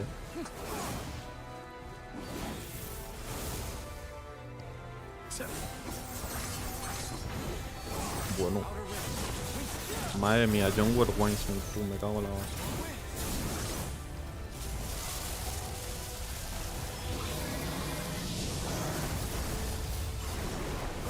Le queda poco, dale un toque. No, ahí. Se ha quedado hasta flipado, ¿no? Que estaba grabando. Oye, pues para que el evento pueda tener una exclusiva del Ñ0RDO Winesmith, está bien, ¿no?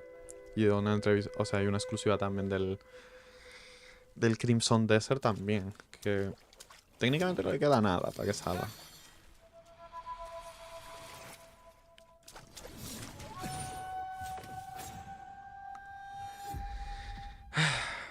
El 9 de... ¡Hostia! ¡Hoy!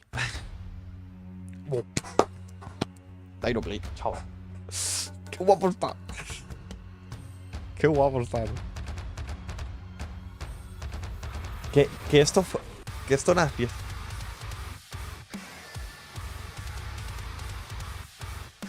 No me jodas de que está Mick Gordon en este juego.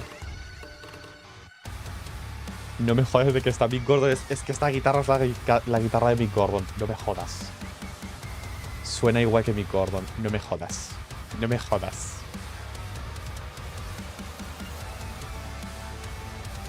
Suena demasiado igual a Mick Gordon como para que me estés jodiendo de que no es él.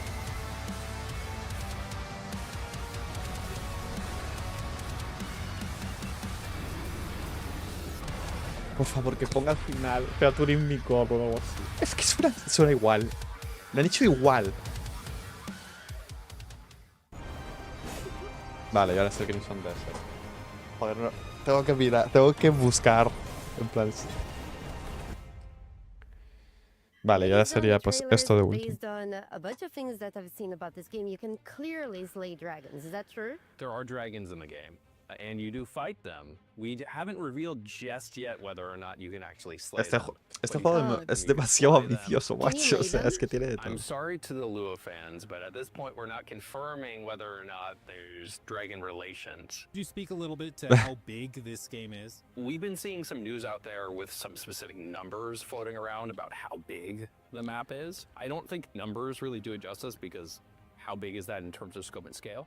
But what we can say is the world's at least twice as big as the open world and playable area of Skyrim. It's larger than the map of a Red Dead Redemption 2.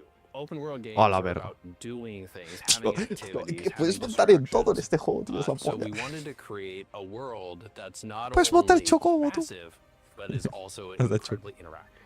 Obviously, no you jokes. care a lot about romance systems. Jokes This on is you. not that type of game in terms of RPG elements and decision making. What it is, though, is you choose the type of character that you want to play as in terms of your progression Está within muy the guapo. systems in the game, and then through basically headcanon. Le queda mejor este tipo de tráiler así tranquilito, donde puedes ver todo, en vez de los trailers en plan como más épicos. Le queda mejor esto.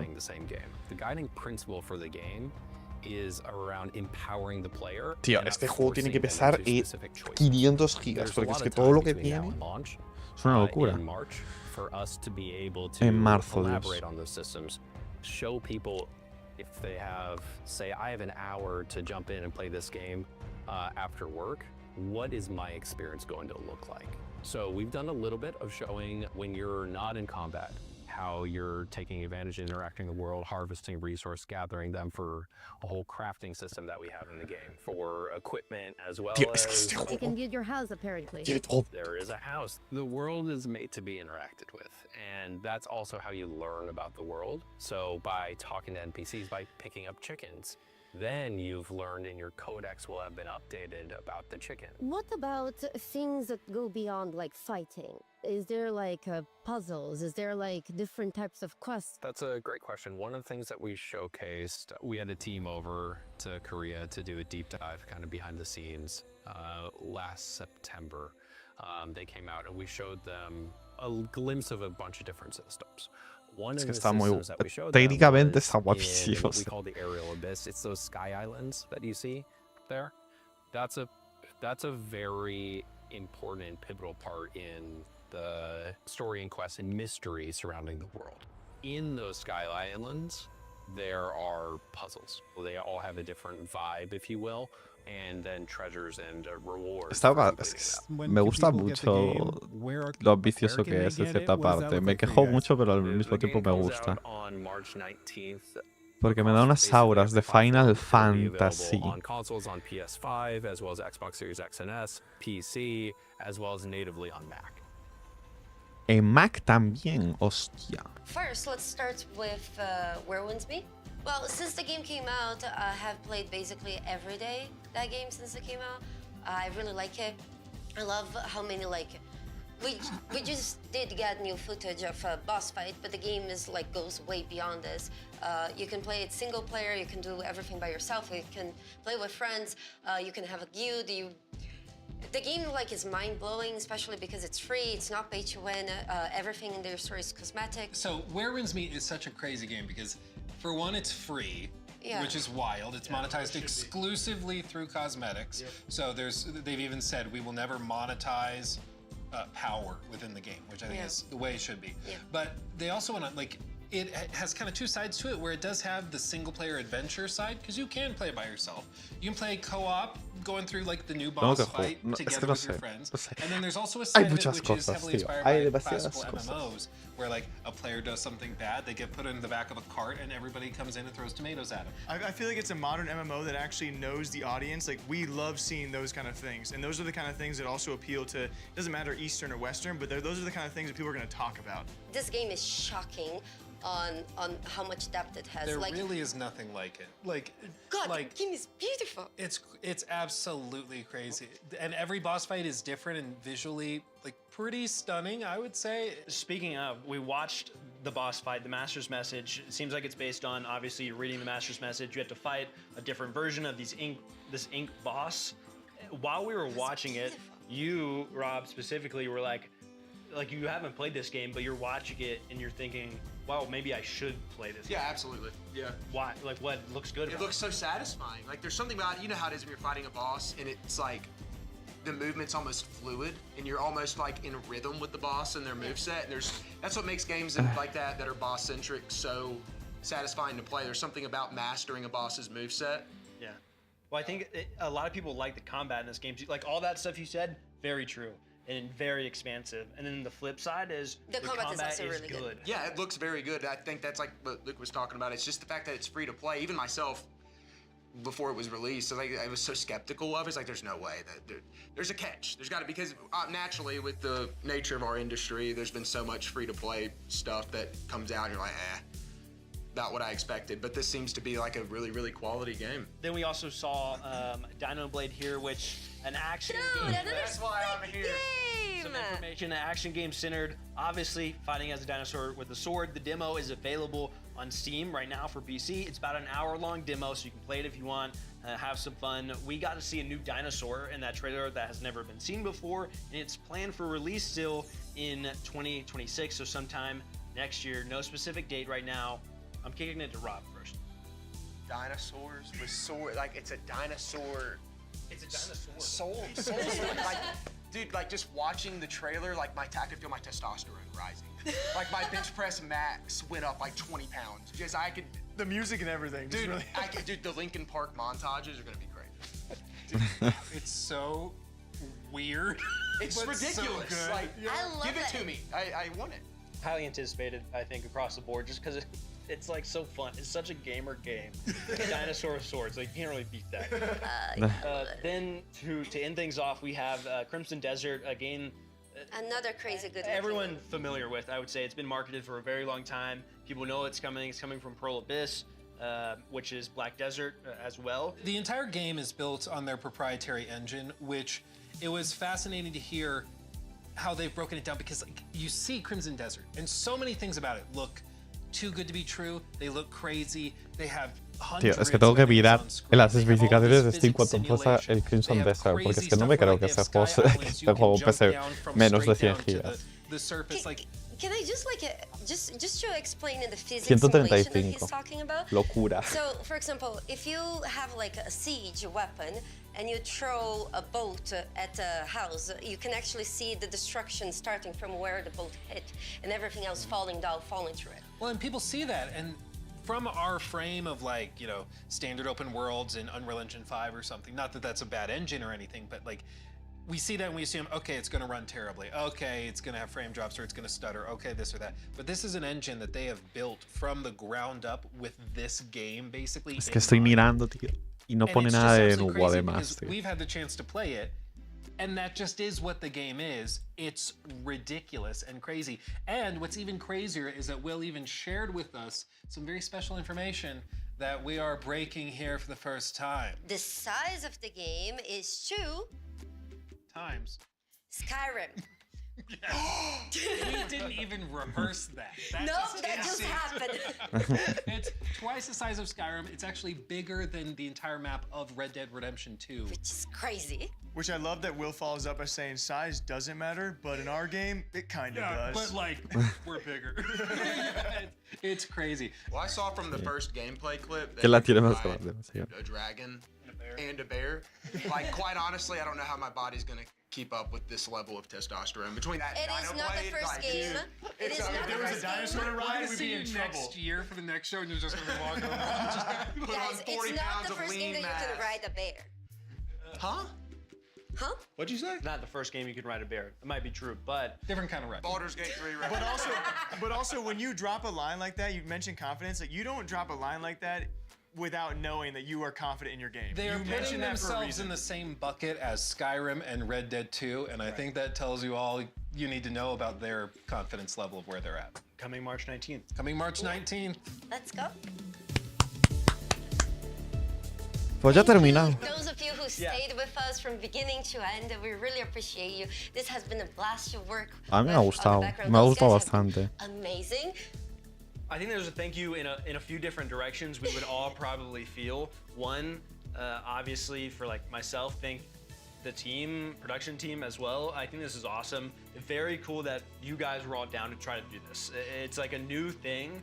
Also thank you to the audience, right? Like whoever is watching this and trying to engage in something new, it does mean a lot. Tío, hay gente quejándose en el chat, me voy a matar, Thank you tío. so much to the devs Ha estado for bastante taking us guapo, tío. seriously and Para ser su primero, estaba bastante guapo. Porque se ha petado. being excited to share with us what you have shared, to talk with us. Our goal was to really try to lower the barrier for a lot of developers to be able to showcase their games, even if they don't have a crazy marketing budget or they don't have some big publisher that can, you know, brute force it. And I mean, the crazy amounts of talent that we saw put on display today is wild. And I think we're all very humbled that we had the chance to check it out and share it with you. Thank you for having us. It's also something that we can look forward to a little bit, where we did this in a pretty small time frame, I would say. Yeah, you guys have no idea. Yeah, we started talking like 3 or 4 months ago. And a lot of people. Es verdad que el 22 de enero va a haber Xbox Showcase. They worked very hard to get this stuff to us and out and participate in it. And a lot of people we talked to that didn't participate because they had other plans. It's like, well, we didn't know about this. But hopefully for the next one, we can plan more in advance and people can be a part of it and like, hey, let's go travel to people, right? And do interviews in person. Let's go. Yeah, we want to grow on this. We want to do it better, but we got to get the first one out there. I can't even stress the amount of times we brought up a game. I was like, oh my gosh, I had no idea that game existed until you explained it to me, and now I'm interested in that game and the team behind it. Like that's the beauty of this show. Like that was our ultimate goal. We want to expose you guys to games. Tío, de verdad, la gente se está quejando muchísimo. A la gente no le gustan los videojuegos, macho. A la gente no le gustan los videojuegos. Me cago en todo, porque este evento ha estado... Este evento, el 80% de los juegos me los he metido en la wishlist, tío. Y no puede ser que la gente esté diciendo ha sido una mierda, ha sido el peor evento del año. Y ni siquiera ha empezado el año, tío, macho, que estamos al 9 de enero, tío. Macho, no puede ser. La gente, de verdad. Macho, tío. And hopefully more in the future. It's been an absolute pleasure.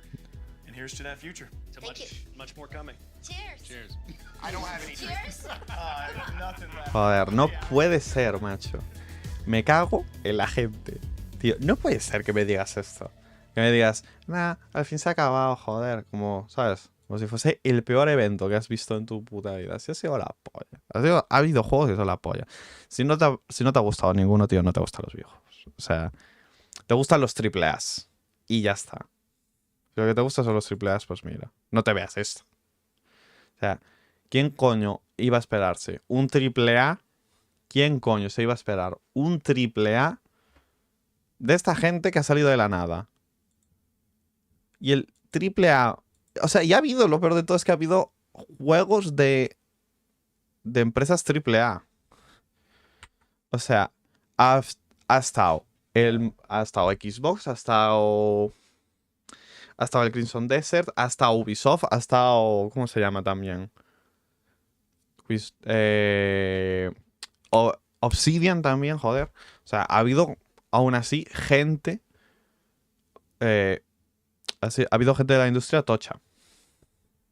Y aún así la gente dice que ha estado mal. Que entiendo que no todo el mundo puede esperar 3 horas, no todo el mundo puede estar 3 horas y media ahí con viendo jueguitos y sobre todo indies o AAAs, entiendo que no todo el mundo lo puede aguantar. Pero coño, no me seas así. O sea, no me seas. Pero bueno, a mí me ha gustado, me he quedado con muy buen sabor de boca.